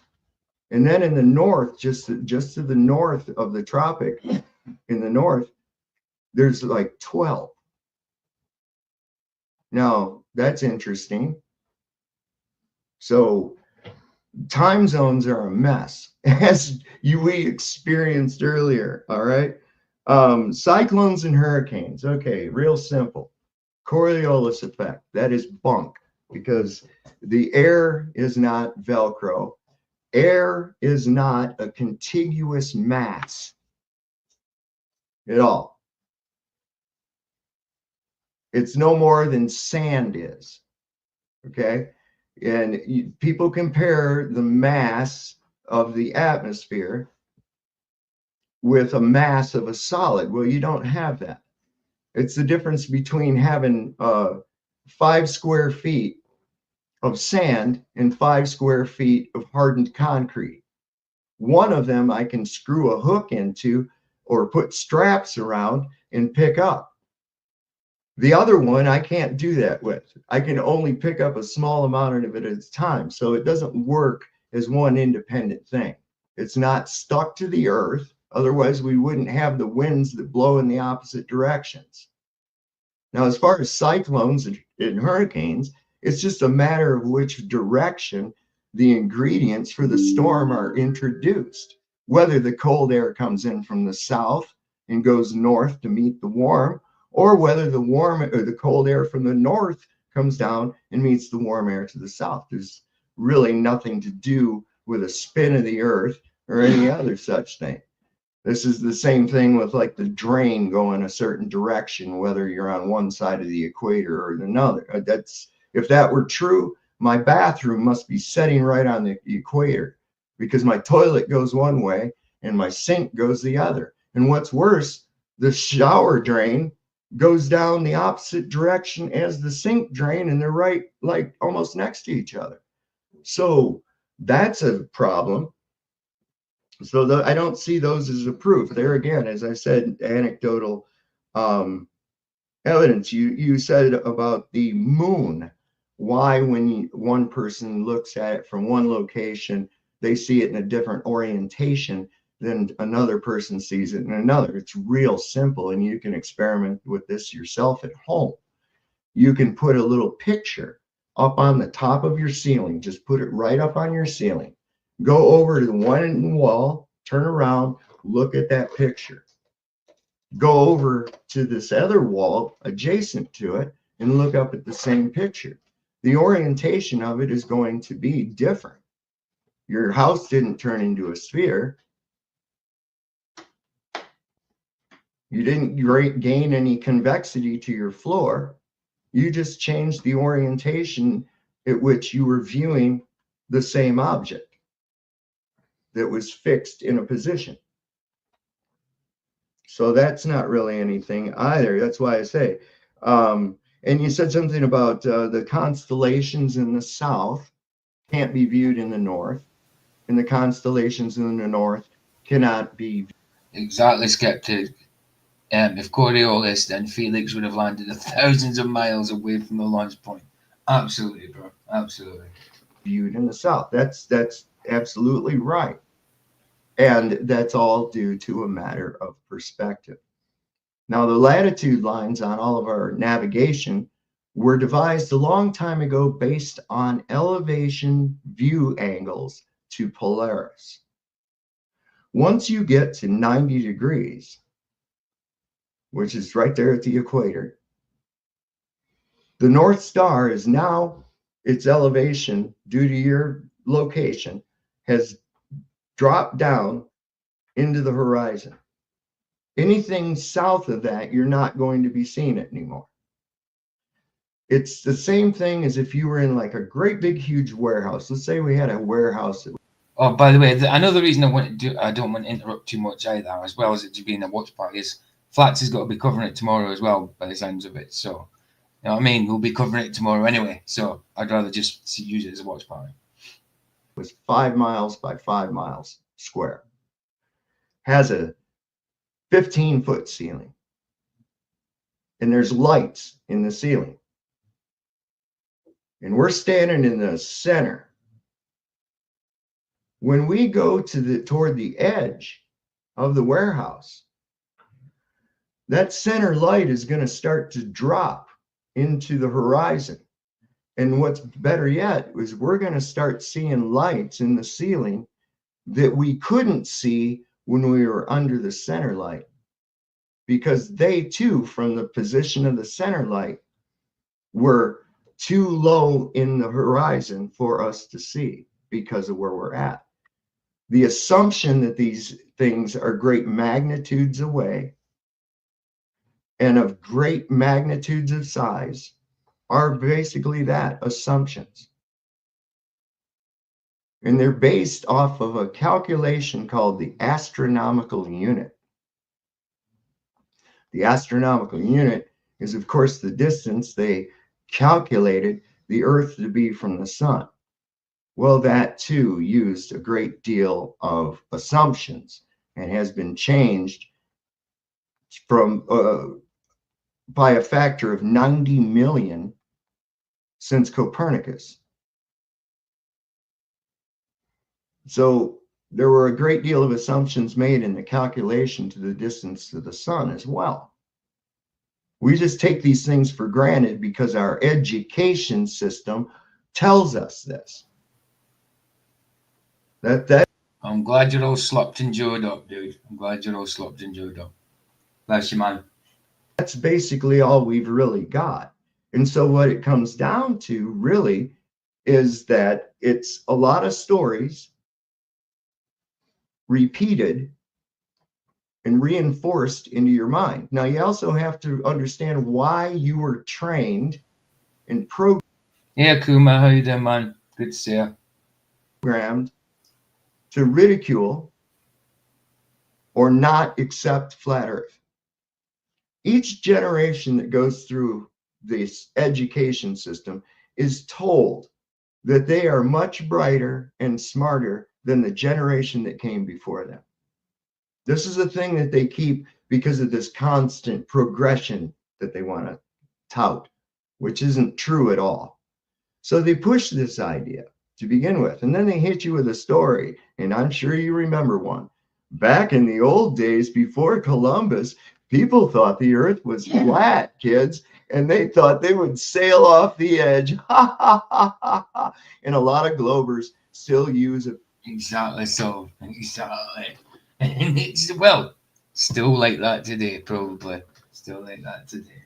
That picture of a sailboat falling off into space over a waterfall. I'm sure you've seen it. So you were taught that that's stupid by a figure that your perception was guided to perceive as an authority on knowledge. And when you realize that that person is telling you a story that they were told the same way they were told it, for the same purpose. They have a label as a teacher. So that's you can't really get into these constellations. There's no proof of their distances. People always want to say astronomy is science. Astronomy is not science. Astronomy is observations of repeating cycles. They don't make predictions. I don't think he's pissed off, Chillstar. I think he's having realization. I think he's having revelation of what Sov's saying is making sense. You know, I think it's a decent conversation.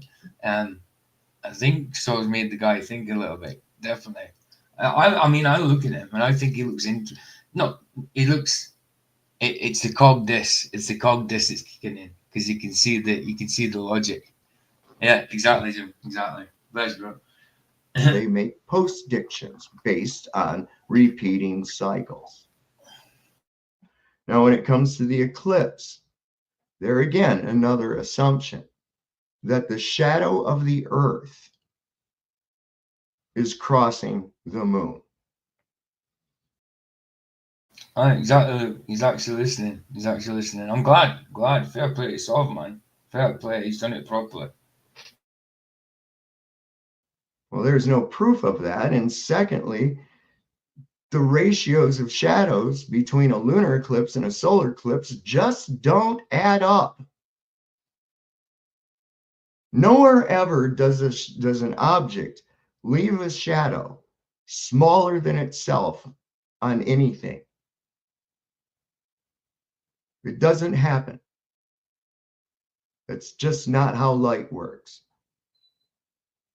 If you ran out the ratios, and I have worked out the ratios, we had an eclipse that came across the United States that left in a shadow path of approximately 70 miles wide. This is coming from an object that's supposedly 237,000 miles away. And what do they say it is? 136,000 miles in diameter? Something like that. Anyway, I've got the numbers. I ran the ratios. I ran the shadow ratios. So if the moon, using the same light source, gave me a shadow only 70 miles wide, that means that the Earth, using the same light source, given its diameter, would only leave a shadow about 10% the size of the moon and would just appear as a little black dot going across the moon. It would never shrink down to be even match the size of the moon. It would never shrink to that, because a shadow is never, ever smaller than the object that is casting it. Flights in the Great Circle. Okay, did you ever wonder why there is no Great Circle south? And the Great Circle can only be shown on the highly distorted Mercator projection map. Flight times, again, are not really a good proof because of the fact that you don't really have, you have an airspeed indicator on an aircraft. We can agree on that. However, if an airplane is using a tailwind, which there are very strong tailwinds, jet streams and trade winds are pretty fast. And if you've got that tailwind, you can just go ahead and add that speed to your airspeed, making the plane actually going much faster than its airspeed indicator would say. Also, calculation. Hey, Dr. Bose, good to see you, bro. Thanks for turning up, dude. Of distances across the oceans are calculations based on observations and not physical measurements such as those that are on the land. You can't really survey the ocean. You can't put an odometer on a boat. It has to be calculated by observation. So these distances that we're given, you would have to verify these distances as actual. Because let's face it, we've already been told a pack of shit. So how do I know that we go with that? So maps and flight times, out. We're not even going to use that crap. So let's see, what else did we have here? I had something else with this was circumnavigation. Circumnavigation. If I go up to the end of my street, I make a right-hand turn, and then I go up to the next street, and then make a right-hand turn. One more time, make a right-hand turn, then just one more time. You know what happens? I end up where I started. Is my neighborhood a sphere? No. I went around in a circle. East and west are counterclockwise and clockwise circles. North and south are merely towards the center. So, north, middle, south, anywhere away from north, and east to west, concentric circles around the north. That's it. Simple. And away from the center. Without a compass, do reckoning any direction on Earth. If you dead reckon that direction, you will end up going south. This is why you constantly have to correct while you're using a compass to keep north at north so you can stay on direction.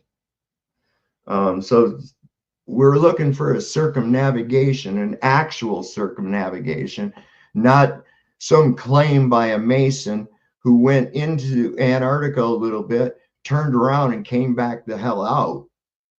I'm talking about going along the same meridian and coming out on the same meridian on the other side. There's nobody ever done that. And just conveniently. Isn't it just God? Isn't it just such a rare sight of global intent and listening? That's what I'm saying. It's really rare. I've never seen this before. This is the first time I've seen this. This is good. This is good. Whether he becomes a flat earther now or not, it's good. He's listening at least. No insults. No, he's stupid, so don't be silly. You've just been brainwashed into believing this stupid fad, you know? None of that. Oh, good, man. It's all good. It's next to near impossible to do it because of all the restrictions that have been put in place since 1958. So that's not actually anything of it. Now, when we were getting into the space thing, and I did say the thing that we are contained, there is no way to have a well, at least he's a glober and not an anti-flat earther. He's not an anti-flat earther. He wouldn't be this calm if he was an anti-flat earther. volume of any gas without containment. Gravity, even if it did exist, has absolutely no effect on the behavior of gases. None whatsoever. And until someone can actually demonstrate a volume of gas.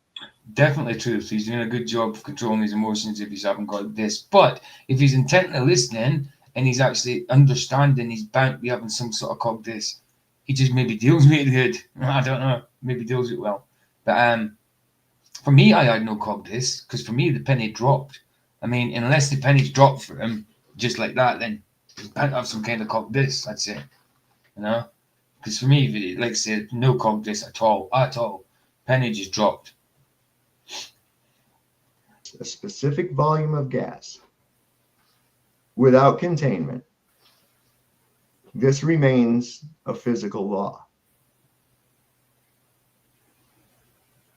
That's it.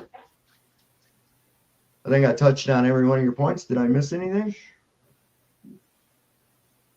Yeah, thanks for that. Very interesting. There are a few things that you mentioned there that I hadn't heard before. Yeah, good comment there, Carl. Yeah, first time I've seen it. I was waiting to see it in live. Really great back and forth with them. No way he walks off and forgets his conversation. Love it. Absolutely. I don't think he'll forget it. I don't think he'll forget it. Whether it does anything to his worldview or not, you know. The seed's planted and he's listened, you know. It's a good thing. On the flat Earth. Mm-hmm. So, yeah, if I may just come back on a few things and maybe just explore a couple of things. I think in general, if I may summarize it, I think that it's more or less saying that, yes, okay, what I've said may explain a globe Earth, but hang on a minute, it also works on a flat Earth. I think that's a lot of your points are in that sort of theme. Well, some of them, like we discussed before, like the perspective of the horizon, we've already shown, and this has been shown on CAD too. Yeah. This has been shown on CAD. Yeah, and he did the exact same as what Sov did, took notes and paid attention. Exactly. So he definitely tried to understand. He's definitely understanding. Paid attention and tried to understand. Definitely, dude. Definitely.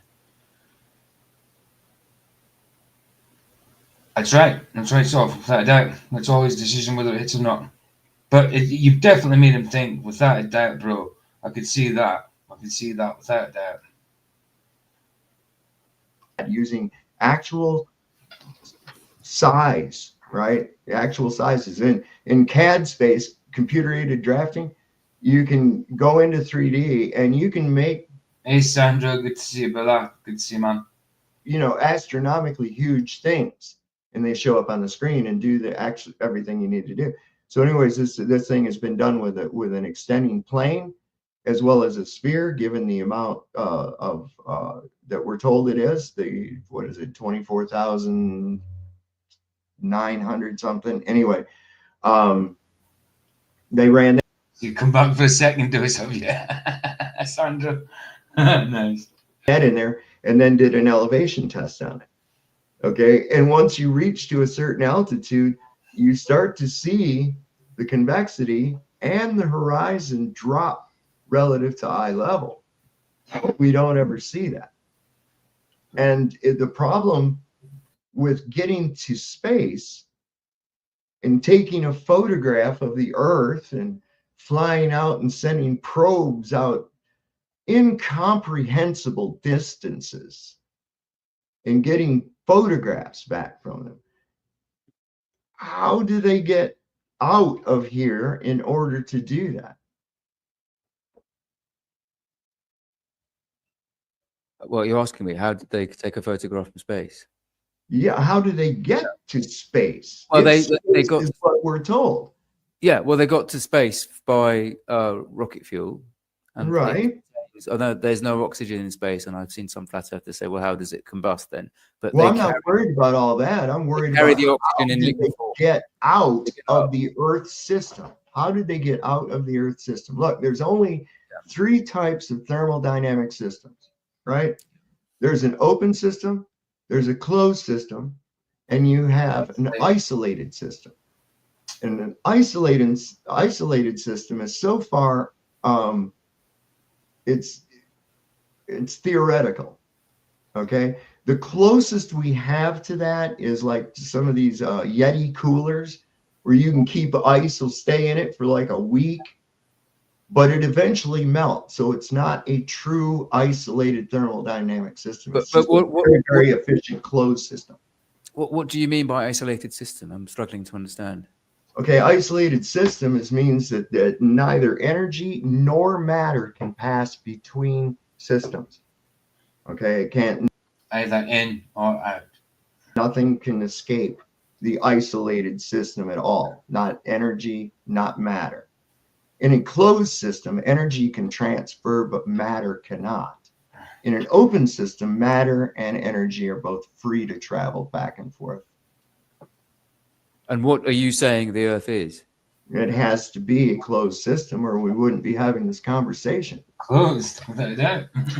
Okay. At one point, maybe it's topical to bring on the point about the containment, because I have seen this argument before. I'm not sure if it's quite the argument you were running, but the idea that you can't have the vacuum of space and then a gas in the form of an atmosphere right next to each other, because that doesn't work. Things move. Things normally move from matter to vacuum, don't they? To equalize. It doesn't work without a physical container. Without a physical planet, it just doesn't work. Assuming that space is indeed a vacuum or very low pressure system, that is correct. Yes. But so the scientific explanation against that is that the density of the air, it doesn't form a fixed boundary between air and then no air. It's very gradual because of gravity. So when you go up, the air pressure goes down, because as you travel upwards, there's less and less air. The density becomes less and less and less. And so there isn't a boundary where you've got air and then no air. The pressure is less, yes. The pressure is less, and the pressure is less due to factors such as temperature, dispersal area, and composition of mixture. In other words, Dalton's law, which says that the sum pressure of a mixture is comprised of the individual pressures of each of the elements of that mixture. Okay. Yeah, but that's what pressure is. Pressure is right. You cannot have pressure though without containment, not of a gas. It won't have pressure. Well, you've got the gravitational pull pulling it down. Yeah, gravity. That's stopping it. Like I said, gravity, if it exists. It's simple. There just would be no such thing. You can't have any such thing as gas without containment. it wouldn't exist without containment, would it? It needs to be pressurized to some point, you know? No such thing as gas without containment. Has never been proven or shown to have any effect on gases. None. Okay. For instance, let me walk you through a little short thought experiment. Okay. Sure. So if I had a box right here that's sealed up, and let's say I got a remote control that'll open that box up, right? And I'm out here, I just close the box and I seal it. The pressure inside of that box is exactly the same as it is outside of the box, right? Now I place it into a vacuum chamber and I reduce the pressure in the vacuum chamber to as far limit as it will go. Now we have to agree that the vacuum chamber, the box, the air I put in the box, and the air around everyone is all being held to the earth by gravity. So I place the box with the air in it, which is being held by gravity, into the vacuum chamber, and I reduce it down.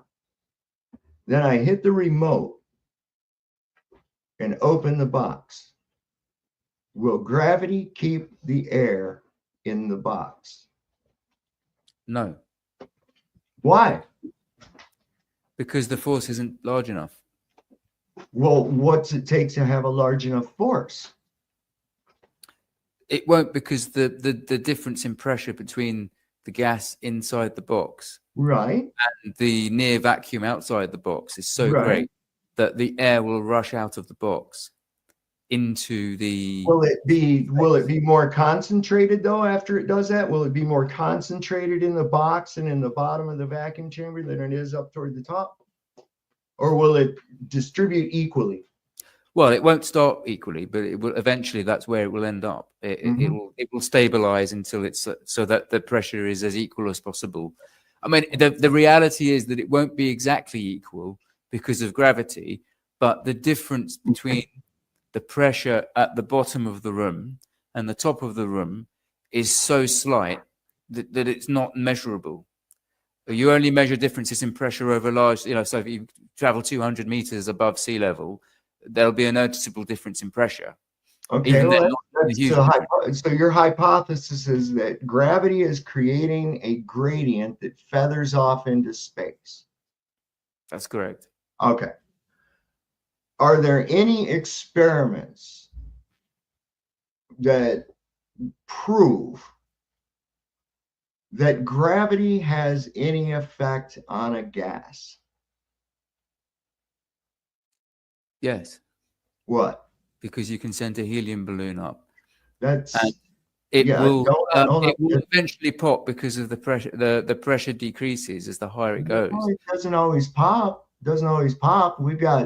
There's thousands of weather balloons up there every day, all over the place, way up. You can't see them. They don't pop. Well, yeah, but they go up and retrieve them. What happens is the balloon with the helium in it, like I stated earlier, it's in a state of disequilibrium. When it's all trapped inside that thing, it's in a state of disequilibrium with the medium outside. Sure.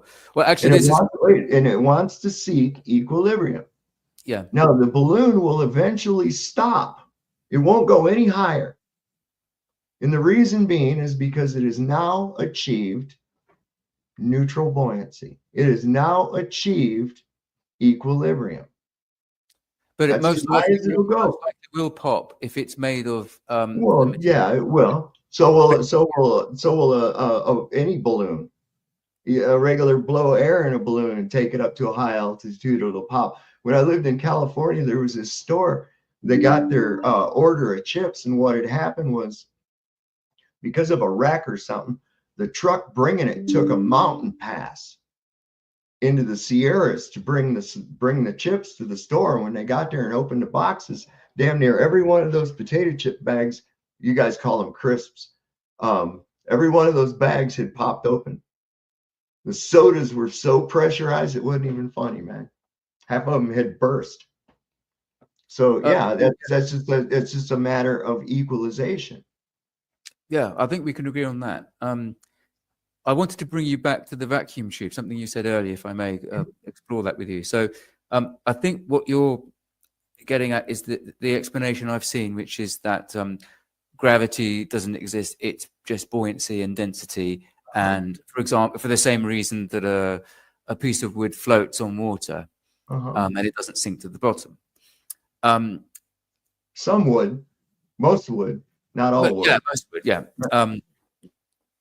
The only problem with that is what I would say is that how do the molecules know which way is down without gravity? Can you answer that? It's nothing more than equilibrium. Everything is wanting to seek equilibrium. Everything is under a state is going through states of entropy. I've got a mouse in my hand, and if I drop this mouse, it's going to fall. Okay. Right. So what makes it fall without gravity? Are you saying it's because the mouse is heavier than the air? The mouse per volume is denser than the air. The whole thing, okay, so the weight, what is weight? Weight is nothing more than a quantification of the relative density of an object within a given medium. But then why down and not up? That's what I'm asking. Because that's the set condition. The set condition is the densest area of the Earth system is down.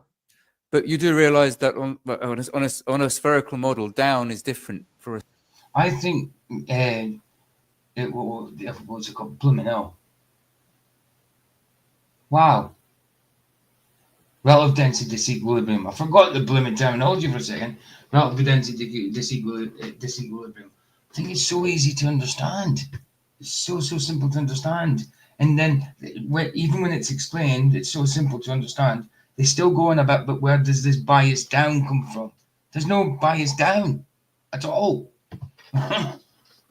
Things go up. Also, it's displacement of the medium. Mike Sov says it's so simple to understand. Right. I do understand that. Yes. Yeah. So down is always relative to the surface of the Earth, isn't it? Well, no, not really, because we can use down as a reference for plumb. Okay, by using an object that is much denser by volume than the medium, called a plumb bob. And that plumb bob will be 90 degrees perpendicular to level. Level is a straight line. But I'm still not clear on how the molecules in this mouse know which way is down. They don't have to. They're in a state of disequilibrium. You gave it energy when you lifted it to a state of disequilibrium. You put it to a state of potential energy. When you released it, that energy was expended seeking equilibrium. You've just described gravity very neatly. No, not at all, because all I have to do is change the medium and I can change what that thing does. Right? For instance, I drop a steel ball, it goes right to the ground. I drop a steel ball in mercury, it goes up. Why? Because I increased the density per volume of the medium to a state where it was greater than the object itself. Yeah, and that's, I think, why you went to the vacuum tube, because that is often used as a way to debunk that theory. Because if you remove all the air from it, you don't remove all the air from it. You don't remove all the air from it. You can't remove all of it. Remove all the air from it. You can remove almost all of the air from it. No, you can't. You can remove a great deal of it, but you're never going to put something in an environment where it is absolutely medium free. There is no such thing. No, I mean, in nature, there's no such thing as a vacuum. Nature abhors a vacuum. We don't see it in nature. It has to be man-made. And like Sov says, you can't get anything to medium free, so you can't get a vacuum without no air in it whatsoever. It's just very low pressure. So once again, all you've done is change the ratio between the medium and the object.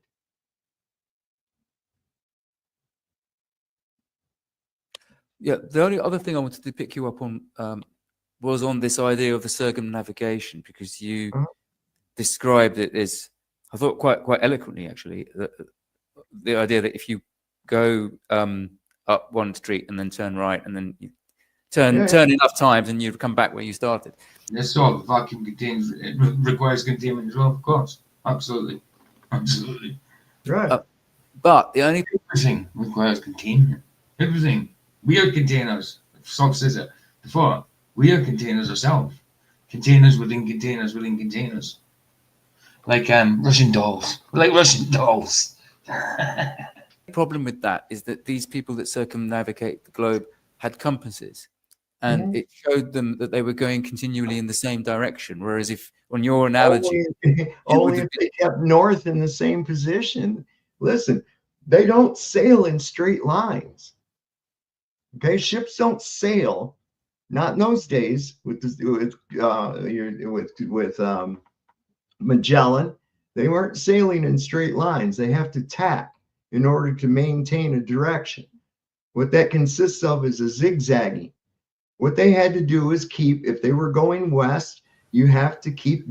I'm far from an expert, Dr. Bose, but yeah, in nature, there's no such thing as a vacuum. No naturally occurring vacuums at all. No. Not. I mean, we're flat earthers, so like, we don't believe in space. So yes, nature, you can't prove space. It can't be proved at all. It's not scientific whatsoever. Can't prove it. In flat Earth. Anyway, and just in reality, there's no such thing as a vacuum here. No such thing as a vacuum at all. Nature does not. There's no such thing in nature as a natural vacuum. It's man-made. Vacuum is man-made. North to your port side. That's all. That's how you know you're going west. Hey, Effie Nation, good to see you, bro. It's all about sticking to and things spinning, nothing else matters. Yeah. And if you're going in a circle, now if you were to take a landmark, say he could see like thousands of miles, which I don't think he could, but he said, okay, that's in my compass is west. I was on mute then. So nature thinks vacuums are gay. He told me. Nice. And he dead reckoned and just started going west like that. Well, eventually he's going to start to go south because he's coming out of the circle. East and west are nothing more than clockwise and counterclockwise circles around the plane, using the north as the center hub of your circumnavigation. North and south are lines. Those are lines going in and out. They'd have to have got lost, basically, on your they would, yes, absolutely got lost. If they would have dead reckoned, they would have absolutely got lost 100%. They have to continuously keep north to their port side in order to know that they are going west. Which I didn't quite understand your time zone point. You were saying that there were more time zones in the southern hemisphere, and it's lost me on that slightly. Yeah, just wondering why that would be. Why wouldn't there just be 24 consistent time zones around the earth? Yeah, but isn't that just because time zones are set by? Yeah, chill. You could be right. Could be a superfluid. I'm not totally discounting it, but I believe it has to be a solid container. That's me. That's me. I don't think. I mean, they could be ripples. You see them. It could be some kind of vibration thing. I don't know. You might be right. It might be superfluid, but from what I read biblically, scripturally, it's a solid expanse. It's a solid expanse, which the firmament is, and that's what gas needs. Gas pressure needs container, doesn't it? So, like I say, I'm never saying I'm 100% correct, but that's how I believe it, dude. Hey, Desk, how you doing, bro? How you doing? By us humans, and they're arbitrary. And there's less people in the south than there is in the north. There's less land mass in the south than there is in the north. Yeah, but nonetheless, it's still time zones are set by humans. Yeah, they're not a natural phenomena. There's well, just arbitrarily where they kind of are. They kind of. I mean, that's Troll, I hate calling you Truth, Trollette. Just call you Truth. Yeah, Truth says she believes there's a superfluid under the dome. That's why not? Why not? Why not? It could be a solid expanse and then a superfluid. Why not? Sov says, and I'll put it on. I will not claim composition of the firmament until it's been established. Until then, I only know that it has to exactly, bro. Like I say, I think it's solid. That's me from what Scripture says and stuff like that. But I'm not saying I'm completely 100% good, right. You know what I mean? But from what I believe, from what I read, from what I believe in Scripture, that's what it is to me. You know. But yeah, it could be that what the Truth Trollette said there. You know what I mean? Why not? Why not? Are because it's based on the zenith of the sun in a certain location. Used to be back in the day, before the Industrial Revolution, and for a while afterwards, because they would say it's such and such Eastern time, and they would give you another number for local time. And local time in many cities was derived not from where their time zone was, but based off of the zenith of the sun when it was noon. And that was considered local time. I still remember back when... I agree with that, Sov. It must be physical, material, unknown. Yeah, I'll agree with that. When I was a kid, they announced local time. There were people that still went by that. One of the biggest things they've done in the last century and a half or so is with this Industrial Revolution, is they've enslaved people with a dial. They really have. And it's really evident. You can ask somebody if they're hungry, and the first thing they'll do is look to see what time it is. And I'm like, wait a minute, I didn't ask you what. When I first said this to me, I was like, wow, they do. I'd never thought about it before, but they do. You ask somebody, they look at the clock, they look at the watch, look at the wall to see if there's a clock, to see what time, to see if it's dinner time, if it's eating time. And like he says, I didn't ask you what time it was, I asked you if you were hungry. But when Sov first said this, in fact, when I first said it, I was like, wow, that's so true. I'd never thought about it. Good observation, man. Time it was. I ask you if you were hungry. Hungry is a feeling, not a time. Or ask them if they're tired. They'll look to see what time it is. That's how enslaved by the clock we are. We base everything off it now. I only wanted to pick up two more things, if I may. So on the issue of the shadow, I do challenge what you say about a shadow, an object can't cast a shadow smaller than itself, because we do, that does actually happen. And in fact, that happens with the sun. When the sun's higher up, it casts a smaller shadow than it does. You get much longer shadows, don't you, when the sun sets? Yeah. So I wasn't quite sure about that argument for the. Well, it doesn't never make one smaller than the object that's casting it. If you're talking about a shadow of something that's right under. Impossible. A shadow can't be smaller than the object it's being cast by. Never. Under the direct sun. Well, your shadow is directly beneath you. And the profile of that shadow is not any. Me too. Who's it said? I like it. Oh, it's Kuma virus. I like it's Sov's backdrop. Me too. He's got another one though where he's got the astronauts all floating around in the background. You would love that. You're a bloody glober. Bless you, man. You're all good. Smaller than you. But I think your argument was that I think you accept that during the lunar eclipse, there is a shadow cast on the moon, and Something it is spherical. It might be a shadow.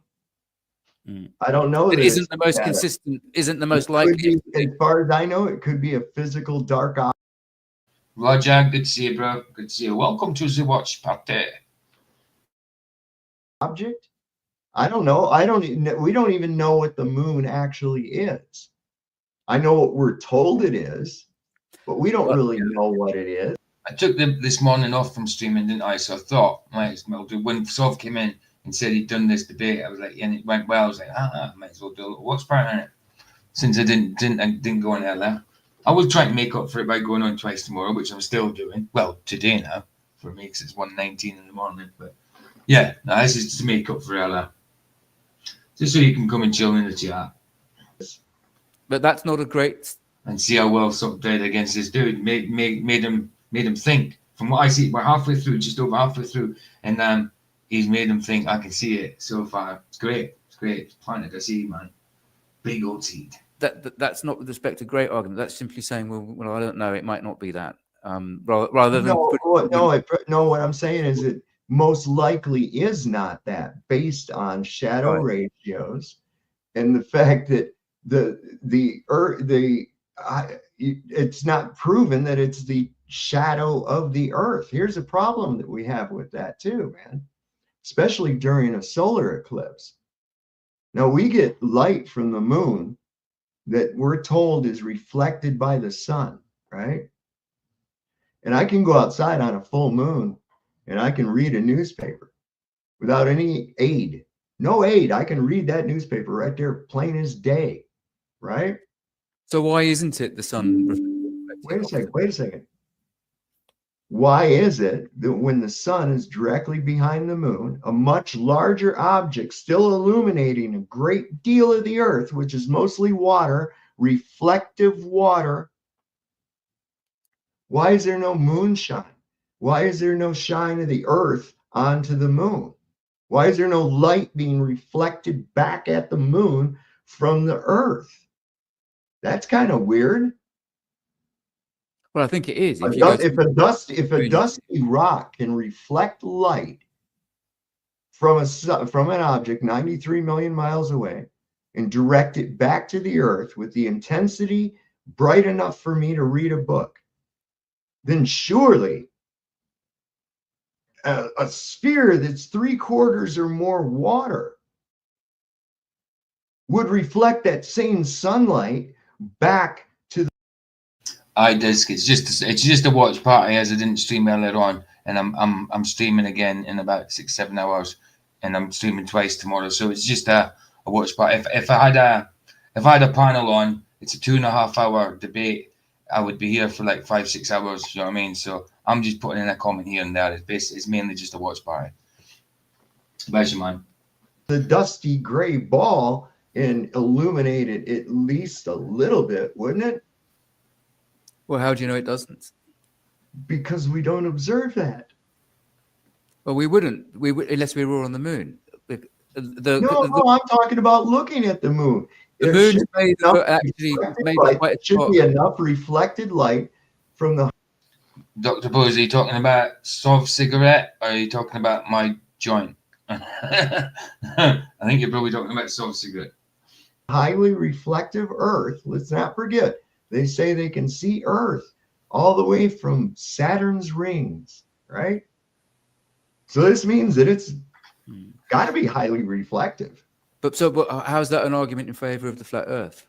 Well, I'm just saying. Okay, it's not. What it is, what it is an argument for is that I don't fully know that the objects that are causing the eclipses are every... I don't know. Sov might still be in the chat. Ask him. I have no idea what cigarettes he smokes. Every time the object that they tell me it is. Now, sometimes I believe it is the moon eclipsing the sun. Other times, not so sure. Well, you will notice the moon. The moon is always at the opposite side of where the sun is relative. So when the sun's set, and if you imagine where it should be if it's going under the Earth, the moon will always be the opposite side. And how do you explain the phases of the moon? Well, see, the Selenian eclipse kind of blows that out of the water. And that was the linchpin for myself. The shadow approaches from the top of the moon. Sorry, which shadow? Are you talking about the lunar phases? You're looking at a Selenian eclipse of the moon. But the lunar phases are not the Earth casting a shadow. I don't know. No, not at all. The Earth is not. Well, the Earth isn't casting a shadow on anything. See, the whole problem a lot of people have is getting their head out of this bullshit outer space thing that they've been given. It's not real. So what do you say is up there? Well, I mean, you've got your flat Earth, and then what have you got? Do you believe in the ice wall around it? I've heard and seen pictures of it, and that sounds like it could be. Absolutely. I've seen a 1587 map of the world. What's underneath the flat? There's a dome, is there on your? Oh, I have no idea. No, but how would anybody know? We've never been able to dig any deeper than 7.9 miles deep. That's it. That's right. Just under 8 mile. That's right. That's right. Just under 8 mile. And even while they think they're global, they still think they know what's at the center of the bloody earth. Even though 7 miles, nearly 8 miles deep. Silly. So I don't know. There again, I don't know what's under it or if there's anything under it at all. What I do know and what I can prove. They certainly are. They certainly are. Hey, disc. Tears are always a better choice. But if I wasn't smoking weed, I'd be smoking tobacco, like rolling tobacco. But if I did smoke cigarettes, my treat used to be Marlboro, and I liked Camels now and again. We used to call camel shit and bus tickets or horse shit and bus tickets because a lot of people don't like them because they smell like that. I loved Camels and Marlboros and stuff. But my English the British cigarettes I would have smoked would have been John Player Special. But for a treat, it was Marlboro, Camel now and again, Marlboro in general. Is that there is a level topographical plane. That's obvious. And that it must be contained in order to have a dynamic fluid pressure system such as we have. There is absolutely no other way to have a volume of air, a volume of any gas without some kind of a container. There's no way. And as far as a gradient, I can take a pressurized cylinder of a gas and I can cool one end and heat the other end, and there will be a gradient inside of that pressure cylinder. So the gradient. Hey Ryan, good to see you. Vicky's not here at the minute. She was here earlier, but she's probably watching on the TV, but she's not in chat at the minute. So I showed her video at the start. And by the way, that message you got the other night from YouTube, Ryan, was only them updating their the system. I'd say it wasn't anything you'd done. It was just telling you you'd missed out on the features or something they did have before because you weren't uploading or something at the time. It's not you hadn't done anything wrong. I think a few people would have got that email from them. It's nothing to worry about, dude. Everybody loves to point to, there's a pressure gradient. The antecedent of gradient is pressure, and the antecedent of pressure is containment. There is no other way to do it. Ask your mechanic if pressure needs containment. Just ask your mechanic, you'll know. But so there's that right there. So this crap about being something floating in a void or any other thing, what lies beyond the sky as I observe it, it's anybody's guess. I don't know. But for people to have come out in an attempt over my mind to tell me through flim-flam and pseudoscience that they know concretely all this crap that I know is physically impossible. For instance, the sun being a giant ball of hydrogen gas that collected together and became so gravitational that it collapsed in on itself and became nuclear fusion. Does anybody realize how preposterous of a story that is? To believe that a gas could magically collect together without a container, just magically collect together and then somehow decide against the properties of all gas molecules to become bonded to one another in order to form a mass.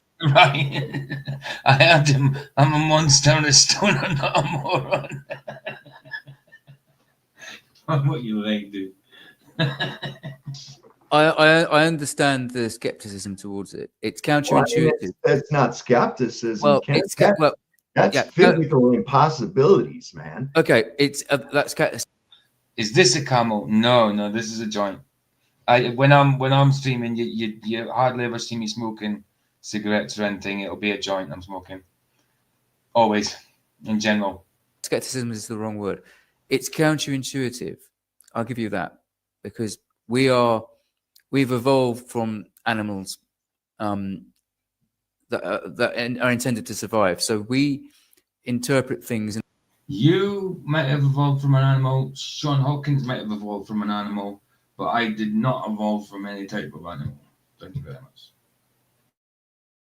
In a certain way. Wait. Yeah.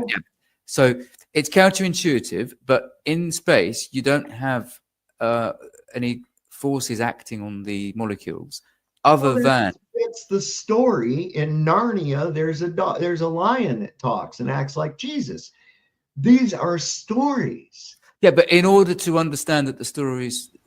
Just called you an animal, Roger. That's it. He just called you an animal. In order to know that the story is false, you need to understand the story. So the story as you put it is that in space there are no other forces acting on the gas molecules other than the forces of gravity. There would be no forces. I remember smoking with in secondary school in the smokers' corner with the teachers coming around for a fag. On it. What forces would act on a gas? There are none. Well, there are none. It is actually debated in physics whether gravity is a force technically or not, because they say it creates a force. Look, this is why. Let me just give you a little brief rundown on gravity. Newtonian gravity was shit canned 109 years ago, I think, when Einstein came out with his theory of relativity. Now it's the bending of. It's ridiculous, Giannis, to think that non-life can create life. You know, it's ridiculous. When people say, what came first, the chicken or the egg? The chicken came first. Because the egg isn't life on its own, is it? It needs to be fertilized and everything to become a fertile egg to be able to become a chicken. So the egg did not come first. God made the chicken first. It's not even a hard question. People use it as a dilemma, a conundrum. What came first, chicken or egg? Easy. The chicken came first. Simple. Space-time. Yeah. Okay. So their whole thing fell apart because their observations of what their story of the universe doing wasn't working out. It wasn't working out. Somehow their magic gravity just wasn't doing what they thought gravity should do. Because after all, look at their math. How could they be wrong? So rather than admit that they were wrong, they invented something called dark matter. Something that's never been proven to exist, just pulled out of Uranus, really, to make the calculations fit. Yeah, you're actually I don't right. know who can say that that is science at all. It's not. It's pseudoscience. Yeah. I actually agree with you there, because sometimes science does do that. It kind of knows something is wrong with the theory, or the theory is incomplete. Oh. And what they'll do sometimes is they will posit something that, well, it would work if there was this stuff that we couldn't see called dark matter, because the maths don't add up and there's too much. Either there's too much stuff in the universe or there isn't quite enough. And sometimes what happens is, as science develops, they then discover something else through observation and theory and testing that fits and explains. Oh, there she is. She's back. Hey, babe. How you doing? Peter, how come an elephant can't ride a tricycle? I don't know. How come an elephant not rides a tricycle? Well, actually, we were wrong about dark matter, and actually it's something else. It's something, and if that dark matter started with Einstein putting in a constant, he put a constant. But you understand that it's all pseudoscience because it is all things that cannot be tested. Sure. Well, all actually, they can do is make observations and then try to make up a story that fits their observation. Aye, you may come from monkeys. Sean may come from a monkey, but I don't come from a bleeding monkey. And most often what they've done is make up a story to go along with their observations to fit their narrative. But you're kind of right, because I mean that's how scientific theories develop. There is a theory, and then they try to test the theory with observation. And if observation supports the theory, then that reinforces the theory. Well, observation alone is not a test. Observation alone is not a test. Observation leads. Say that about this thing that you can have observational science. It's like it says, not a test. You can tell, right?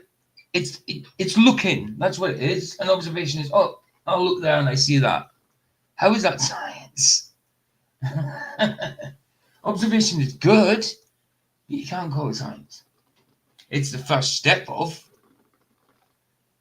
I hear PJ eats pumpkins. I do actually like pumpkins. I haven't tried pumpkin per se. I've had pumpkin soup, pumpkin and chili soup, and I like that. Leads to the test. Post-dicting something is not a prediction. Okay, we're not the Psychic Friends Network. It's the current scientific method. But that's not science. That's my point. It's not science. So they have made discoveries using this. I mean, actually, I got it slightly wrong. It's not the cosmological constant wasn't dark matter. It was dark energy, which is something slightly different. But Einstein actually, when he was doing his equations, had to put in this constant, which he called the cosmological constant, to balance out. Now, what the latest theories are that the cosmological constant actually reflects something called dark energy, which is the stuff that's pushing the universe apart. Because it's not expanding apart, because now scientists have come out and said that the red shift, blue shift is bullshit. Well, they observe the red shift, don't they? We don't see any expansion going on. We've never seen stars parallax one another. Never. Never have we ever witnessed stars parallax one another. In fact, we don't have any evidence that they're any further away from each other, from us. But they won't parallax each other because that's not how the expansion works. It's the space itself that's expanding, not right, which would indicate that the objects themselves would have to expand away from one another, and we've never witnessed that. That's not been witnessed, recorded. We don't witness it with our eyes, but they witness it through the red shift. So every what I just tell you about the red shift, blue shift is bullshit. They've come out. Mainstream science has already said that is bullshit. That's true, Dr. Bose. We've said that earlier on. He actually, wrong one. He actually listened. He's actually been listening to Sov. Sov came into Flax's earlier on and said it was a good debate. He actually spoke to the guy, and the guy listened, no interrupting. It was brilliant. I mean, fair play to the dude. Fair play. And fair play to Sov for being able to get through to him, speaking to me the way he did. Done it properly. All right. One more thing I just wanted to pick up, which is on your flat Earth model, how do you explain the seasons, the different amounts of daylight versus night throughout the year, and the different temperatures? Why is it colder in the North Pole than it is on the equator and everything else? Yeah, real simple. Okay. As the sun circuits above the Earth, let's start it right out at the equator. Okay, this is where we're starting at, middle of the year. The sun is migrating in a spiral pattern northward until it finally progresses 6 months later in June, the Tropic of Cancer, where it remains for a short period, and we have the longest day of the year in the north. The sun then begins its progression south again until it reaches the equator. That's the equinox. There we go, right there. 3 months after that, we're coming up on December, it reaches the Tropic of Capricorn, where it remains for a short period before it starts its progression, migrating back toward the north. 3 months later, again, we have another equinox over the equator. And then 3 months after that, it's north and hits Cancer. Now, these tropics were named very, very long time ago, 2 ages ago, because. Hey, Matthew, good to see you, bro. Good to see you. Sov did this earlier. He's not live right now. He's in the chat, but he's not live right now. I wasn't sure if you thought he was live right now or not. He'll be saying about asking him the first chat question. This was earlier on today, about a couple of hours ago. If they were named today, you would have Sagittarius and Gemini. That would be the names of the 2 tropics. So technically, that's what they are today. And that's it. If you think about a 33 RPM record, okay, and the stylus, instead of the record spinning, the stylus. Oh yeah, guys, Sov will be live in less than an hour. Hold on, is it less than an hour? Yeah, our times changed, so I think it's still about an hour. About an hour's time Sov's on. If not, it's 2 hours.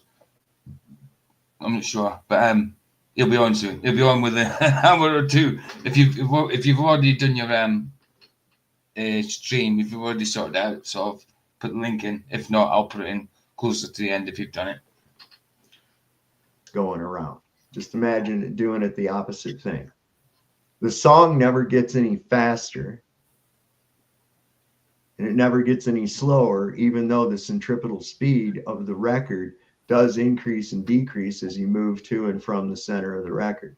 Okay? Right, but wouldn't the sun appear smaller at different times of the year, depending on how far it is from you? Sometimes it does. Sometimes it absolutely does. We have to also look at atmospheric magnification that takes place because we're looking at it lower in the sky. We're looking through a thicker layer of moisture, which of course will magnify and diffract. On clearer days, I have indeed in December seen the sun appear much smaller than it does in the middle of June. But once again, if something is already large and far away from you, you're not going to. Yeah, I just checked it. Sov hasn't done the link yet, but yeah, he'll be on in less than an hour. Definitely less than an hour. About actually. About 50 minutes. I see a lot of change in angular perspective when I move it toward and away from you. I've done a demonstration on this show with a ball where I do it right at the camera here, and you can see a angular resolution change, but then I move back across the room and I do the same movement toward you, and you don't detect as much, if any, angular resolution change in what I bring toward you and away from you. What force is moving the sun? And if the sun isn't a ball of gas under a nuclear fusion, then what's powering it? I have absolutely no idea. It does appear to be electric in nature, from what I can recollect. It behaves more as, I believe, I think it has more of an electrical function than it does an actual, like they say, a fire or burning type of function to it. I'm also looking into some ideas that it might I love you too, babe. I love you too. Actually work with the heating on the earth, much like magnetic induction does. We don't know what lies below 7, almost 8 miles deep. And I came to the idea one day when I was using my induction burner. I have a thing I can cook on, that it doesn't get hot. It makes the pan get hot because of magnetic induction, right? And I was thinking, and as I move this thing away, the intensity decreases. It's interesting. And I started thinking about that. And I lived out in California for a while, right at the entrance of Death Valley. And I've been to the lowest point below sea level, 285 feet below sea level. And baby, I'll tell you what, it's hot there all year long, man. It's known as the hottest place on earth. But then I can drive about an hour and a half away from there and go up to 8,000 feet elevation at the Mount Whitney portal. And it's about 60, 70 degrees, or less, depending on the time of year. In the wintertime, it's colder than shit. I still go down there to Badwater, and it's hotter blazes down there. So I got to that. It's just something I'm playing around with in my head. What is the sun? I don't know. I really don't. I'd like to know. That'd be great. What it's not the thing that they're telling us. I can tell you that now. So that brings me on to the next question: is what is the motive behind inventing all this stuff? Well, I think there's several motives. I think that there's multifaceted control. By the way, sorry, just to add one more thing. By the way, do you think that they do know what it is but don't want to tell us, or is it like you? They don't know and they've just made it up? No, I think at the very echelons of the top, and maybe even in top tiers of the scientific community, they absolutely 100% know. But it's not profitable to know that. Okay? If I'm a physicist and I realize that the Earth is flat and then I start publishing papers on it, they're not even going to get looked at because of the peer review method. Okay, they're not even going to get looked at. Not only are they not going to get looked at, I'm going to be drummed out of the community of scientists. And I call it that, scientism, because that's what it's come down to. It's a religion. It's all about publishing papers and grants. That's it. Science favors whoever funds them, unfortunately. So science has become not science anymore. Well, I would say it's to do with the scientific method. So if you come up with a theory, there's nothing to stop you doing that, but you have to then back it up with observations to support the theory. So we're doing that every day. We do that every day. If you had a brilliant theory for how it worked and had some experiments to suggest that we're completely aligned with it. Are you familiar with Austin Whitsitt? Are you familiar with Austin Whitsitt? I'm not.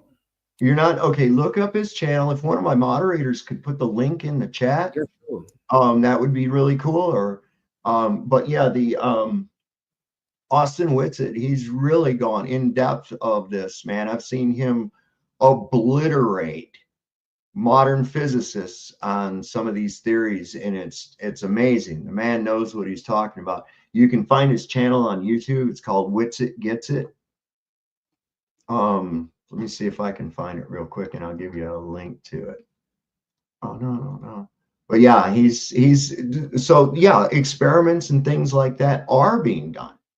However, as I said before, the whole scientific community is controlled by academia. So as you were saying, there's what's the motive? All right, well, first off, I get asked that a lot. And I give the same answer. It's multifaceted. There are many advantages to hiding this from you. One, first and foremost, being the linchpin to all of the rest of the deceptions that we are placed under. And here is a link to Whitsitt Gets It. I'm going to put it in the regular chat.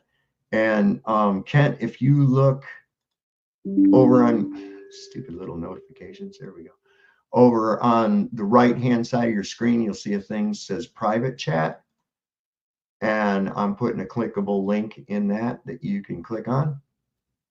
Right. Oh yeah, that's in the what it's called now, the StreamYard thing.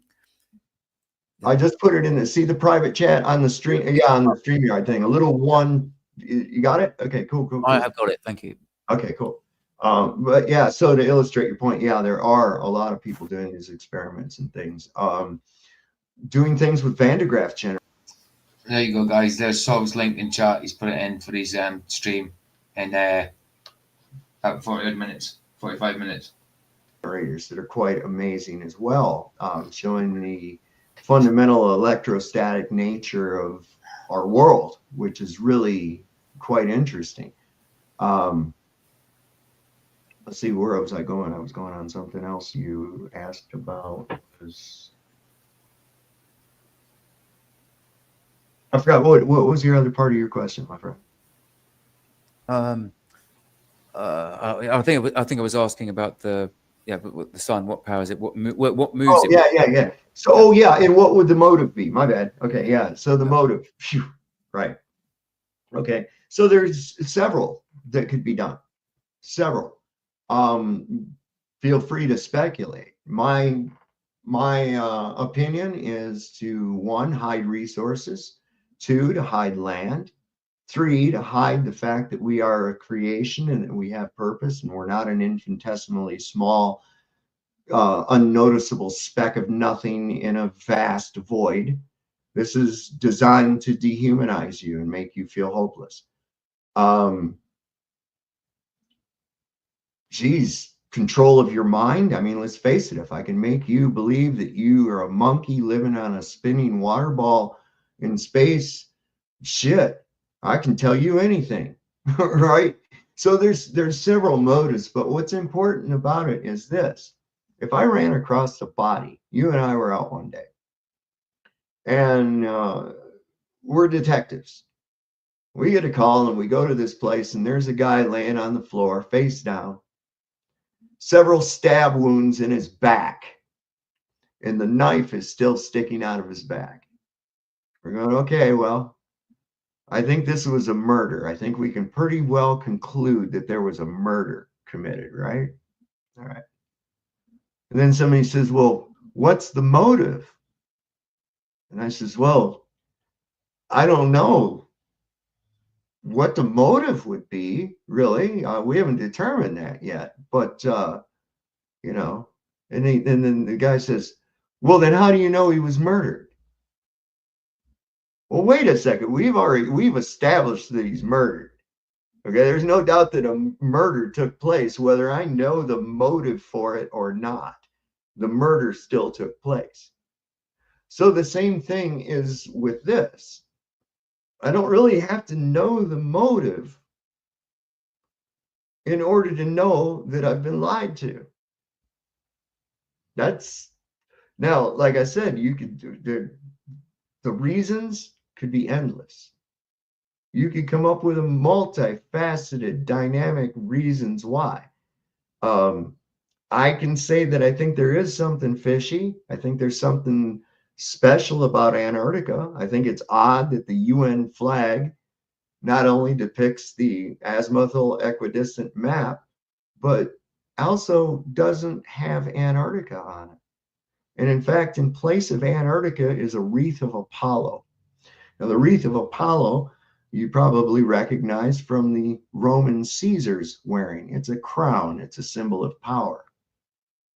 Why would Antarctica be depicted with a symbol of power? And why do high-level dignitaries go down there? For apparently no freaking reason. We had the Pope of the Vatican go to Antarctica, as well as the Eastern Orthodox Pope went to Antarctica. And they spoke for the first time in 500 years. Why Antarctica? John Kerry, famous American politician, was running for president even.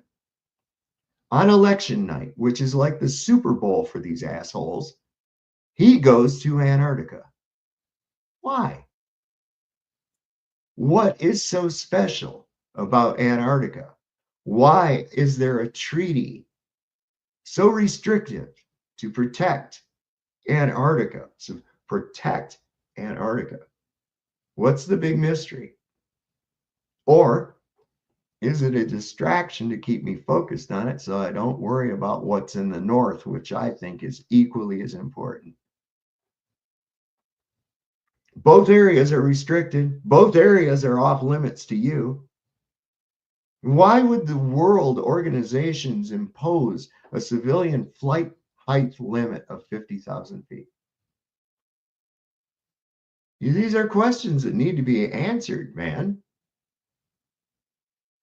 But they're very sus. Do they mean anything? No, but they point in a direction, don't they? So that's what I go. And once again, and I can't reiterate this enough. Looking at lights in the sky is no indication of the condition of where you view them from. In other words, you have light bulbs in your ceiling. You can look at them real close and they're round. They're bulb shaped. Does that mean that your floor in your house is bulb shaped too? No. That's just a reaffirmation of a consequence, that belief. So looking at the sky is not an indication of anything about the ground. What would actually prove a globular Earth would be a physical measurement of curvature matching a globe, the diameter we are given. That's it.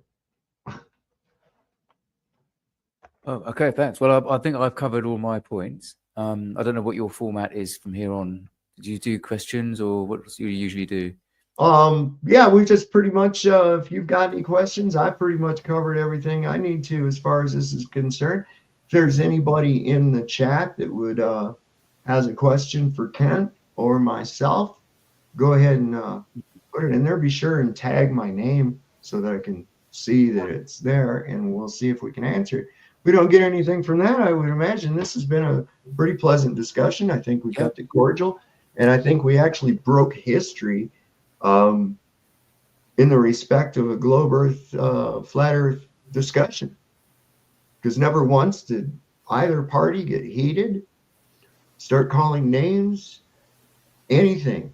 I got to say, Ken, congrats. That's great. Welcome, and you're welcome back anytime. Thanks so much. Sub to my channel. Most of the evenings when I do my show, I put a link for to come up on the show. Anybody can come up as long as they observe conversational decorum, like I said. And you're free to pop on and join anytime. Hey, Joe. Good to see you, bro. Good to see you, brother. Ken. Anytime. Thank you. Okay, so somebody said, is there gravity at the center of a globe? Is that a question for me or for you? Yeah, I would imagine so, yeah. For me. That's quite a good question. I think I'm not an expert in this area by any means, but I saw a couple of YouTube videos about this. And I think the theory is that if you're in the absolute center of the Earth, then you would experience potentially zero gravity in the sense that you would be pulled equally in all directions. But the pressure at the center of the Earth would be so great that you would be crushed well before you got there, and you wouldn't live to conduct the experiment, which is a helpful. Well, let's suppose I dug a hole, right, directly straight. If this were possible, I dig it straight through the globe, okay, and then I drop a hammer down in there. Let's suppose it's a titanium special hammer that can't be crushed. Okay, this thing is like it's Thor's hammer. It's Thor's hammer, and I got him to lift it up for me and drop it in the hole. What's going to happen to it? Is it going to go to the center and just hang out there? It's a good question. I suppose it would accelerate until it reached the center, and then I suppose it might reach a state of equilibrium once it reaches there, because it can't fall upwards when it passes the center. Well, that's my guess. I'd have to look into it, but that would be my guess. True Earth Cherry Popper said, Sovereign, I'd like to say that Kent is far too reasonable to be a glober. Thank you so much. So DJ D. Absolutely well said. Absolutely well said. I agree. J637 asks, Kent, what's your number one proof of a globe? Number one, if you had to like say, okay, I got to give my number one top proof, that's all I can use, which would it be? Yeah, that is a tough one. I would have to say it would probably be the photographs. I know that might be a slightly unpopular answer, but you can't beat what you can see with your eyes, right? So, and I haven't seen any photographs of the flat Earth, so I would say that's probably the number one. Although there are probably quite a few other close ones as well. Well, I'd have to say that every photograph taken on Earth is of a flat Earth. The reason that you cannot get a photograph encompassing the entire Earth is because the altitude necessary to get a photograph such as that is impossible. The best we can do is video from high altitude balloons, and they don't seem to be depicting any curvature. Let's see who else we got. Earth sent, Earth fixed coordinate system, brother. Let's see. Does he think the tides are caused by the moon or more of a breathing of the Earth? Yeah, we didn't cover the tides, did we? No. I mean, I say tides have nothing to do with shit when it comes to the condition of the Earth. What's your explanation then, Sov, for why the tides happen? I Why you have two tides a day? I have theories. I think that it may be very much like a any kind of a terrarium or a pool filtration system that activates twice a day. Something along those lines. It could be. I don't know for sure. What I do know is that it's not gravity of the moon pulling on millions and millions and millions of tons of seawater, yet leaving everything else undisturbed. I just can't see that happening. You would at the very least see some kind of a mist rising up off of the ocean and headed up into the air towards the moon, not the water bulging as though it were some kind of a gelatinous mass, which it's not. It's a liquid.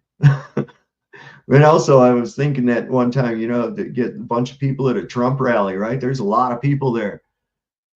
And, your blood composition isn't much different than that of seawater. And see if that moon starts pulling them all toward it and shit, while they're trying to stand there listening to Donald Trump. But I don't think that's happening. So it's kind of along those same lines. I have no idea what causes the tides. They say you can tell by the lunar cycle and blah blah blah blah blah blah blah. And I'm like, yeah, okay. Well, here's a little story. I got a little red car that goes by my house every day, Monday through Saturday. Every day, a little red car, same time, goes by my house. The mail arrives. So I conclude from that observation that red car going by causes my mail to show up. Is that a logical conclusion? No, not a bit. Not a bit. I mean, just so happens that guy's on his way to work every day and he leaves just before my mail comes. That's all. So correlation and effect like that is like a really bad way to go with this. Sovereign Soul, why is flat Earth? Oh, why do you think that they censor and shadow ban flat Earth material from the internet? I mean, like on Facebook, YouTube, we are heavily shadow banned from producing content while, and I don't call them globers, I call them flat Earth hater channels like McToon and the rest of them. Their shit is highly promoted. If you did a search right now in YouTube for flat Earth, first ones they're going to give you Very good question. It's a very good question. Man, Dan, all the flat Earth haters. Because we know the answer. Because it's the truth. That's what they're going to give you and push to the top of the algorithm. Why do you suppose that they do that? I think there is this drive, isn't there, against what they call misinformation. And that's going on. Hey, Daniel, good to see you, bro. On Twitter and X now, and Facebook and LinkedIn and so forth. So I mean, I personally don't agree with it. I think if people want to, they can believe in whatever they want. And as long as they do it, decide what's disinformation too. See, I put this exactly. I put this meme out several times now. And what it is, it shows somebody with some nippers going after their tire stem on their car.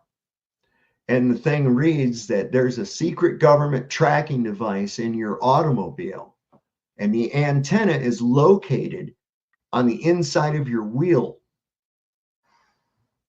If you cut this off, they can't track you. How many times do you think they got censored or fact checked? Not once. Not once. Now, another theory that's out there that doesn't get fact checked, doesn't get censored, and that's hollow earth. They don't even pay no mind to that. They'll let you look at hollow earth shit all day long. Okay? They'll let you look at videos about Anunnaki Jew lizards who are coming from the Bureau to probe your butt all day long. That's not misinformation, right? But when we discuss the fact that the arguments given to, or the story we're given about where we live has been nothing but a lie. Oh my God, this is dangerous. You know, they say that the topic, they said it's dangerous. It's politically dangerous. How could flat earth be politically dangerous? See, that's what those are the things you got to look at, man. See if I got any more. Let's see. Does your guest believe in what?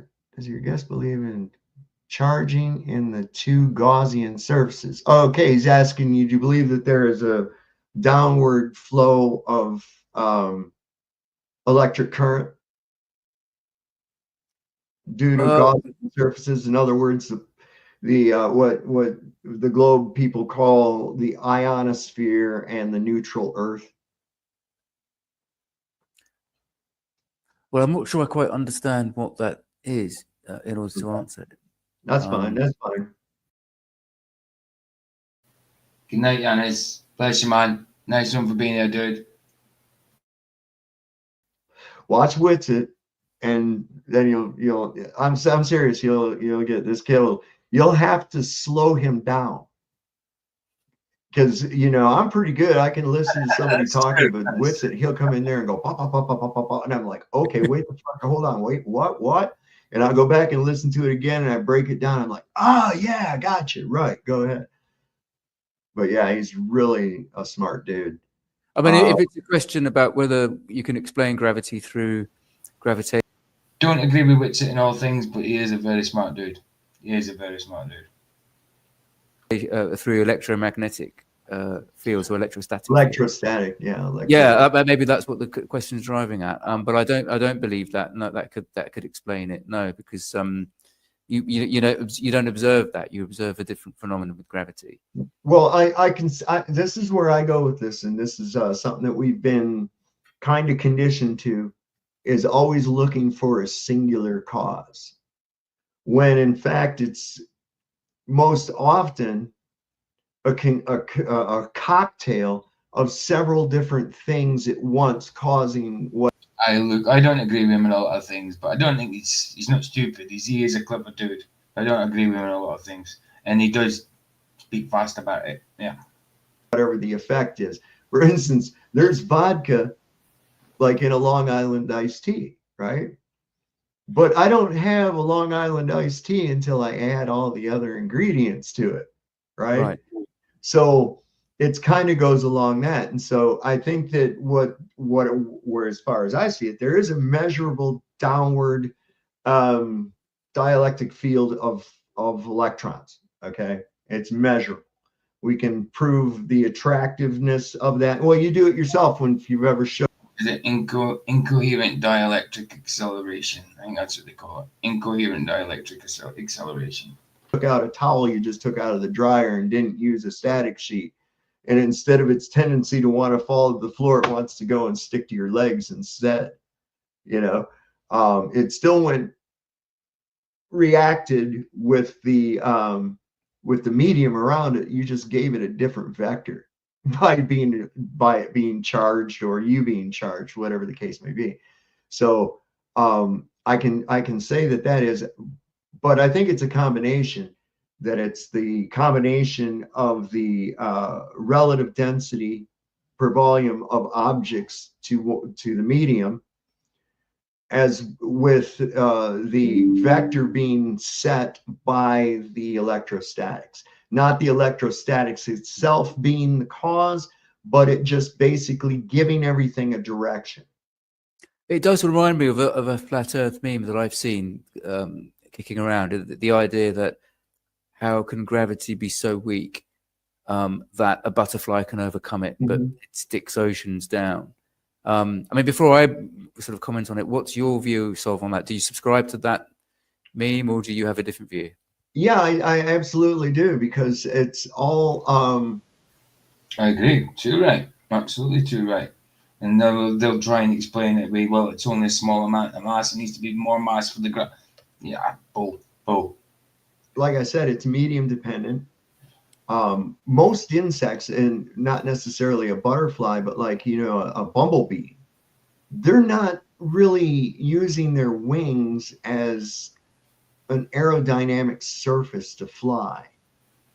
They're creating a electromagnetic field through vibrational resonance that allows them to levitate.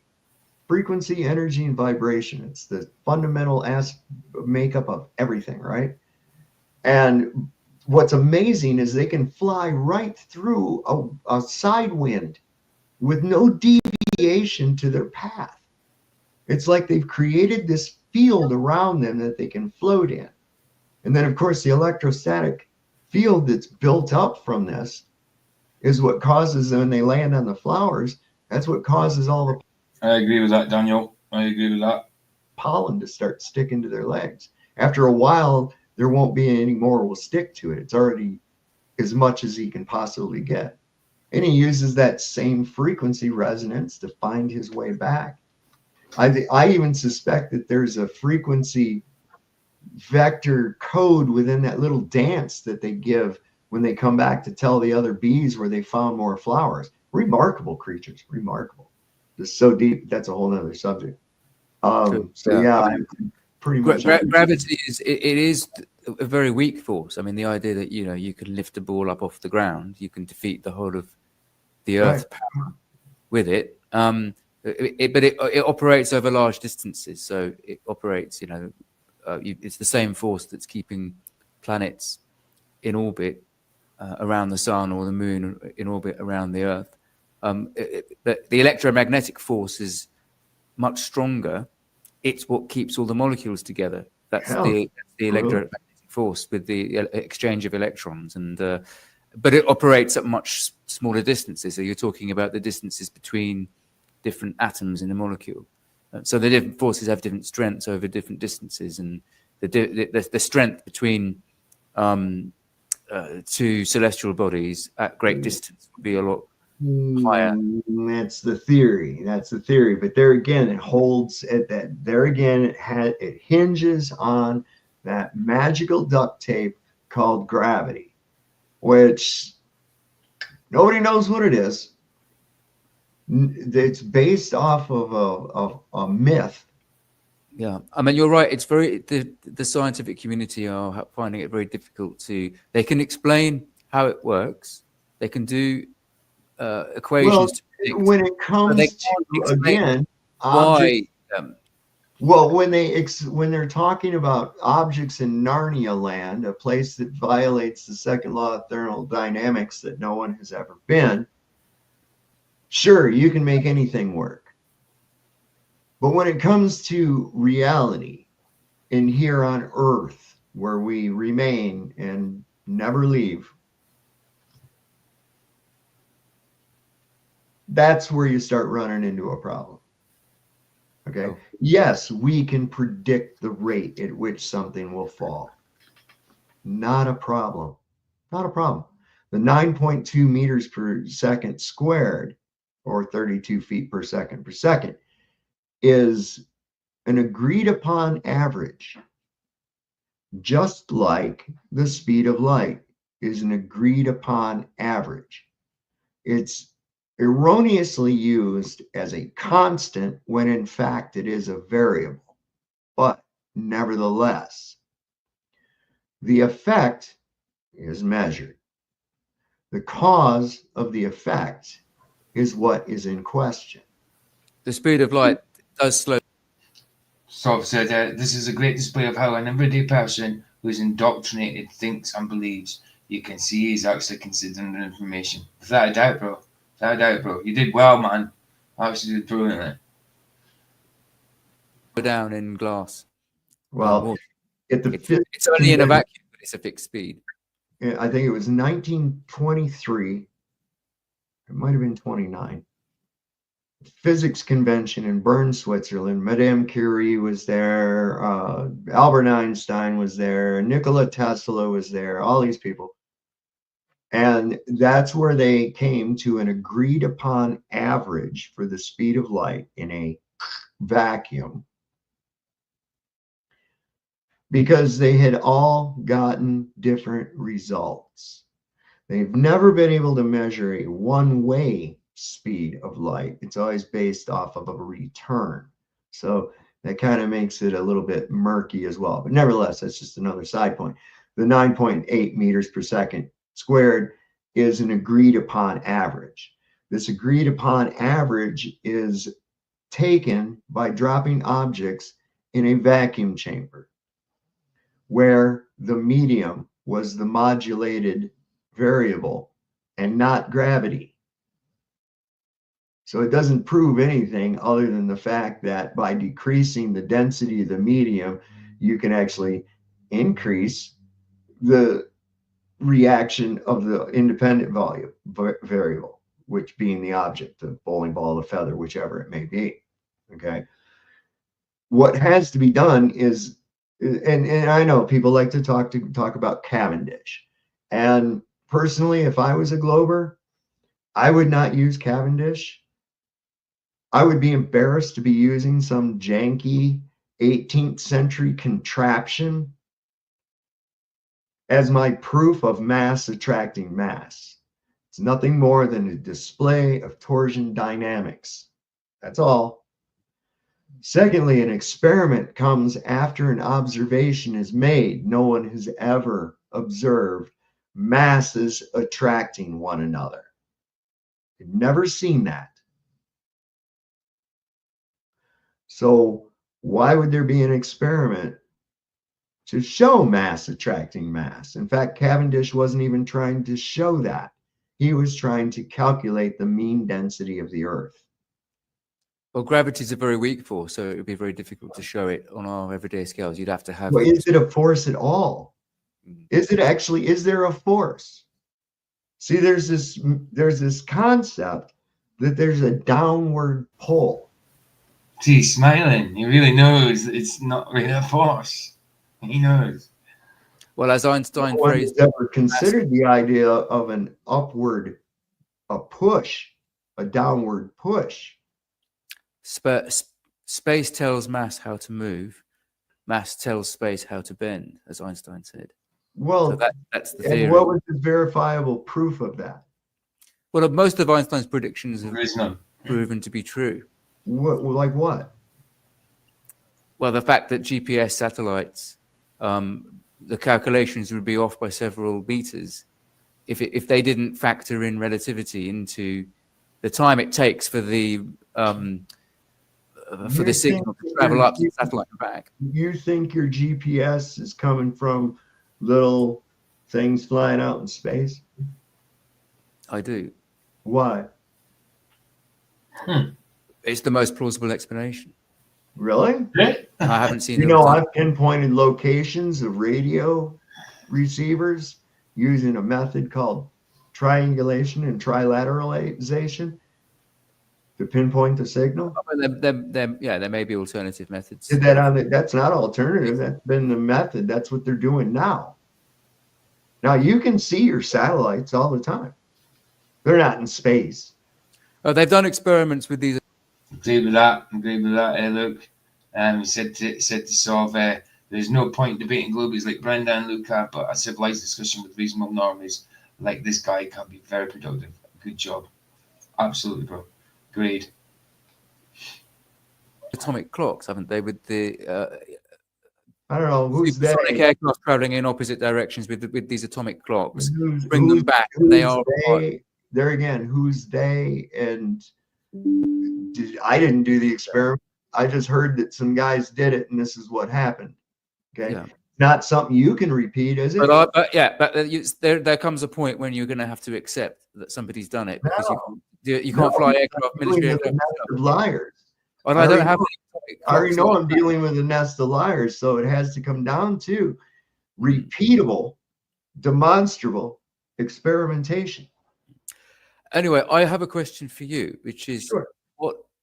what one piece of evidence would convince you to change your mind? Is there a piece of evidence, something that somebody could show you? No, I deem the whole concept of a globular Earth to be scientifically impossible. It goes against the fundamental principles of physics and natural law. That's all there is to it. The entire story goes against natural law. But what if somebody took you up in a rocket and showed you the curvature and showed you the Earth? I wouldn't get in a rocket for nothing. There ain't no way I'd get in a rocket. I can well believe that. I'll tell you what, when they sending them things up there, I guarantee you there ain't nobody in them. There ain't nobody in their right mind going to get in one of those things and smash into whatever's making that big splash up there. Every time, look like a motorboat going across the water. Like if you was in an airplane looking down at a speedboat, it looked just like that, only looking up. I ain't no, I wouldn't do it. But take me up into that's never going to happen. You know, I mean, that'd be like me asking you, would you believe in Narnia if somebody took you through a wardrobe closet? I mean, it's not happening, man. You know, so that's just like kind of not a question, really.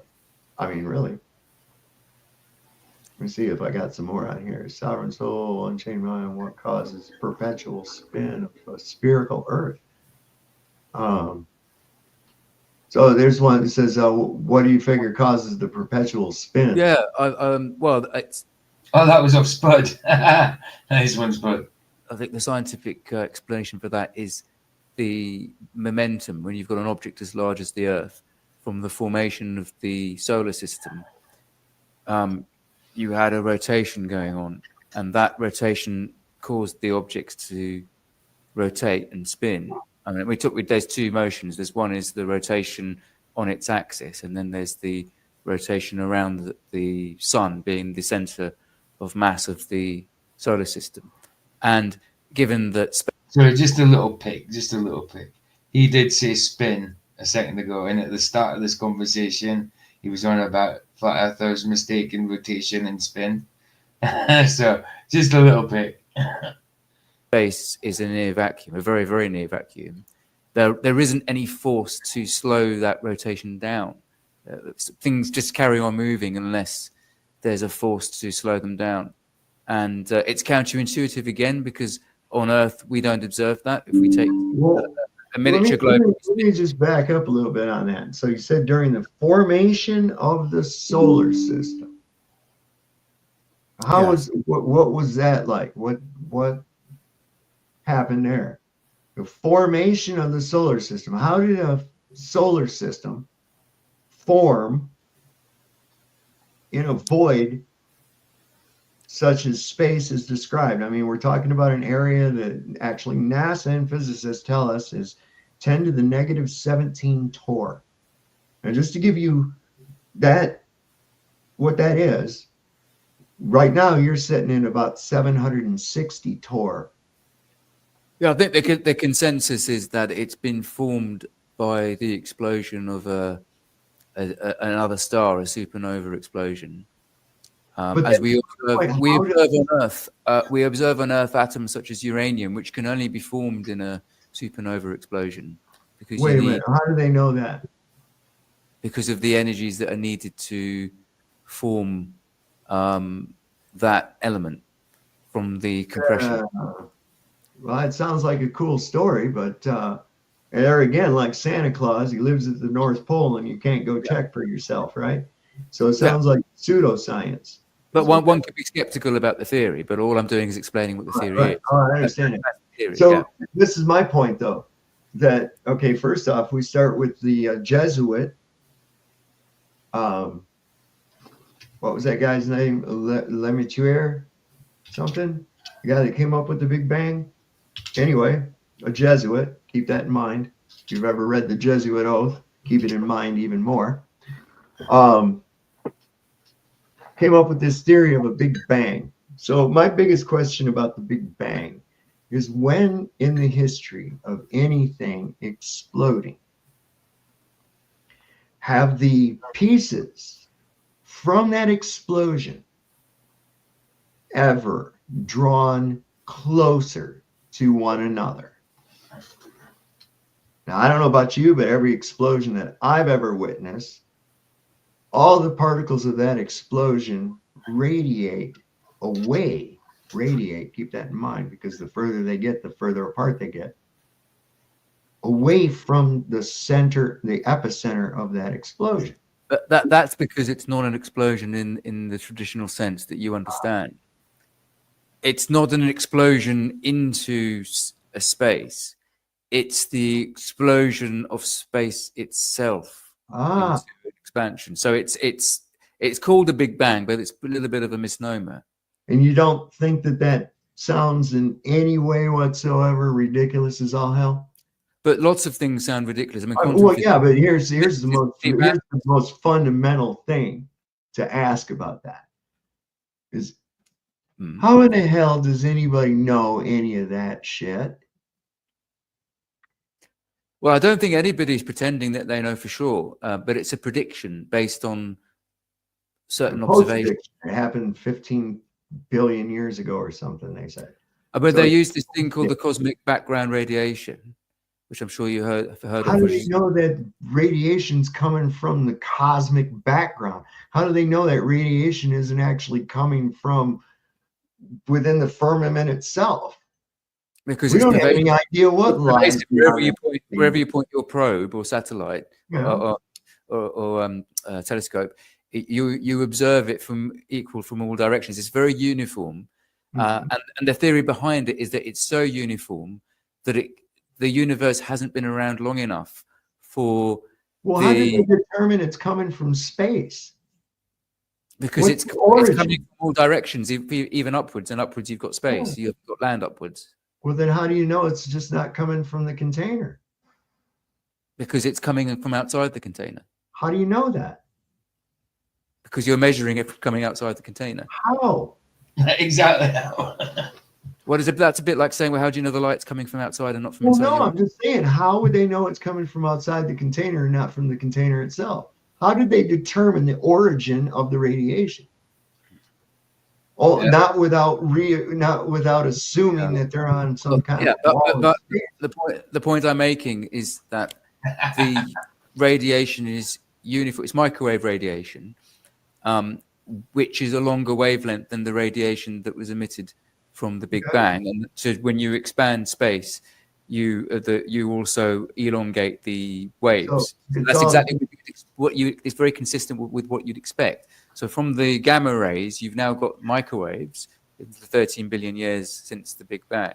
And this radiation is all pervasive. It's very uniform. Now, that's very important because the fact that it's uniform suggests that the universe must have been much smaller earlier on, because it wouldn't be possible. The universe hasn't been around for long enough for the radiation to spread out via equilibrium. You do realize that all of that is based on an assumption of a void. Yeah. It's based all in assumption. Do you know what we call that? Pseudoscience. That's what we call that. Pseudoscience. If it cannot be tested. Well, what makes them think that the Big Bang happened is what they're observing it's this thing called spectroscopy. So in chemistry, I know all about spectroscopy. you know about, but for the benefit of the audience, I mean, requires containment of the element that is being checked. Spectroscopy in astronomy is pseudoscience. You cannot look at, you know what else gives off those spectrums, the light spectrums of different gases and things? You know what else gives those off? Light. Light gives off different spectrums. Okay. Doesn't necessarily mean that it's made up of some kind of an element.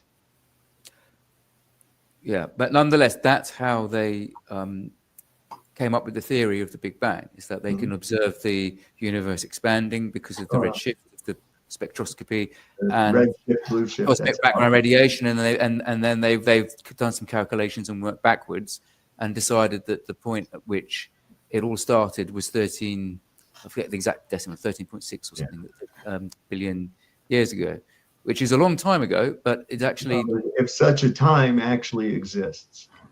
There again, and of course, there's the argument distances. I mean, look at the ridiculous things that they tell you. They tell you that these stars that you see in the night sky, clear. You see them clear. Okay. They tell you that they are, in some instances, thousands of light years away. Now, how far is a light year? Let's take a look at how far that really is. Now, they tell us that the sun we see is 8.5 light minutes. Let's just round it off to eight light minutes. We'll make it easy, right? Yeah. So now, if I were to double that, now we've got 16 light minutes. Probably wouldn't see a whole lot of change in size, right? But now let's move that thing 60 light minutes away. That's 1 light hour. Do you think you'd see a change in size? How about if I take it into, that's 1 light day. Let's move it 30 times that further away. Now it's a light month away. You think you'd still be able to see it? It depends how big it is. It depends how big it is. I'm going with the current size that they have right now, 836,000 miles in diameter. So now what happens is not only do you have angular size change, you also have a thing that's called a attenuation of the light. Okay, this is you can show this with the inverse square law of light. Okay, it gets the amount of the distance that a light travels is fully dependent on the energy placed in it into creating the light. This is why, as your flashlight, the batteries start dying in it. You guys call them a torch. The battery starts to die. The range of the light doesn't go as far. And when it's got full batteries, I got one with them D cells batteries in it. I can get a pretty good long beam on that, but it's only good enough for what the power that I put into it. If I want to get a brighter light, I got to have a whole lot more power. A whole lot more power. So now we keep carrying this light distance thing. Keep carrying it out to where you're at 1 light year. So, of course, they've had to make up astronomical, unfathomable sizes in order to tell you that these things are unfathomable. Right, so I've literally got to start in 2 minutes. I've got 9 minutes left. So Sov's starting in 2 minutes. If you want to go watch him, I'll be finished after 9 minutes, and then I'm done. So up to you guys. Sov's link's there. You know what I mean? Go watch Sov. Stay out. It's up to you guys. I've only got 9 minutes left anyway. Fathomable, vast distances away from you. But I find it awful funny that if you take a telescope or a camera or a P900 or binoculars and you get focused in on one star, you're focused in on all of them. even though they're all vastly different distances away from each other. Another thing that's weird is they never parallax one another. They're always the same distance from one another. They're always in the same patterns. The only thing that changes. Oh yeah, your intro is a fair few minutes long, isn't it? I love your intro though, dude. It's ace, man. It's ace. It is this pattern of lights in the sky seems to rotate above me. That's the only thing I see happening. I don't see any parallax between stars. So are the stars literally little lights that are way, way far away? Or are they right there? I think it's a good point. But I believe the answer is that when they're all that far apart, you don't observe you only observe the parallax when you've got objects that are relatively close to you. If all of the objects are that far apart, there is parallax. But given the eras of time, Kent, given the eras of time, it would. Yet they haven't. We have exactly the same constellations now as we did 1,000 years ago. Let's not forget the phenomenal speeds that this entire solar system is traveling through space as well. Away from the center, right? Away from the center. And it's supposedly going, I think, like, what is it, 500 million miles an hour? It's very fast, but it's still very slow compared to the distances you're talking about. You would still see parallax between stars, especially over 100-year period. You go from the early 20th century to today. But who's around but who's going to be around 100 years to measure the parallax? Nobody. Well, we have observational data from 1925, don't we? I'm not sure anyone's measuring that, though. No, well, we have the positions of where the stars were as based by astronomers. It is 100 years ago. Yeah, I'm going to look that up. They've not changed. We've not gained any new constellations either. No new stars have suddenly come into view or anything else like that. Never. It's never happened. It remains the same as it was back then, always, which kind of you couldn't have if you were actually whirling through space at the phenomenal speeds that they say we are over a period of time. You would have covered a lot of space, in which time you would have seen definite parallax to the distant objects. I mean, you don't see a lot of parallax when you're on the freeway and there's a mountain in the distance. But over a period of time, you do notice that the mountain is moved from your view, even though it was a very, very far away and it didn't seem to move at all. It's a lot closer to you, isn't it? Well, there again, the trees right next to me are moving by, really fast, but not as fast as the telephone poles on the side of the road. They're going by like this. I didn't change speed. They're stationary. Telephone poles are whipping by like this. The mountain's barely even moving, if even perceptibly moving. The trees in the mid-ground, are going by slower than the telephone poles. It's all that's how parallax works. And we would have observed that by now with the celestial bodies. It is a good question. I will look into that. But I'll have to go now, Sov. But it's been an absolute pleasure. Thank you so much for. Absolutely. So thank you for coming on. Channel. You were extremely. We broke the internet today, Kent. I think this is the first time in internet history that a cordial discussion such as this has actually taken place. I completely believe that. I've never seen it before. I have never seen it in my time. It's a flat as that. No. Likewise. Thank you so much. Yeah. All right, Kent. You have a good night. See you next time. Hope to see you on another show. Come on in anytime. Absolutely. Buddy. Thank you so much then. Okay. All bye, everyone. Bye. There he goes. There you go. So there you have it, guys. You can what are you convinced of a globe? I don't know. I haven't been yet. I gotta say, Kent was a pleasure to have on. Very Absolutely. respectful, was able to illustrate his points to the best of his abilities, that he, why he thinks that. And I think that that was an absolutely fair and honest debate. Hopefully, maybe we planted some seeds for him to look into, and maybe he will come to the conclusion that we do indeed not live on a magic water ball. Completely agree. Definitely planted the big old seed there. Fantastic, man.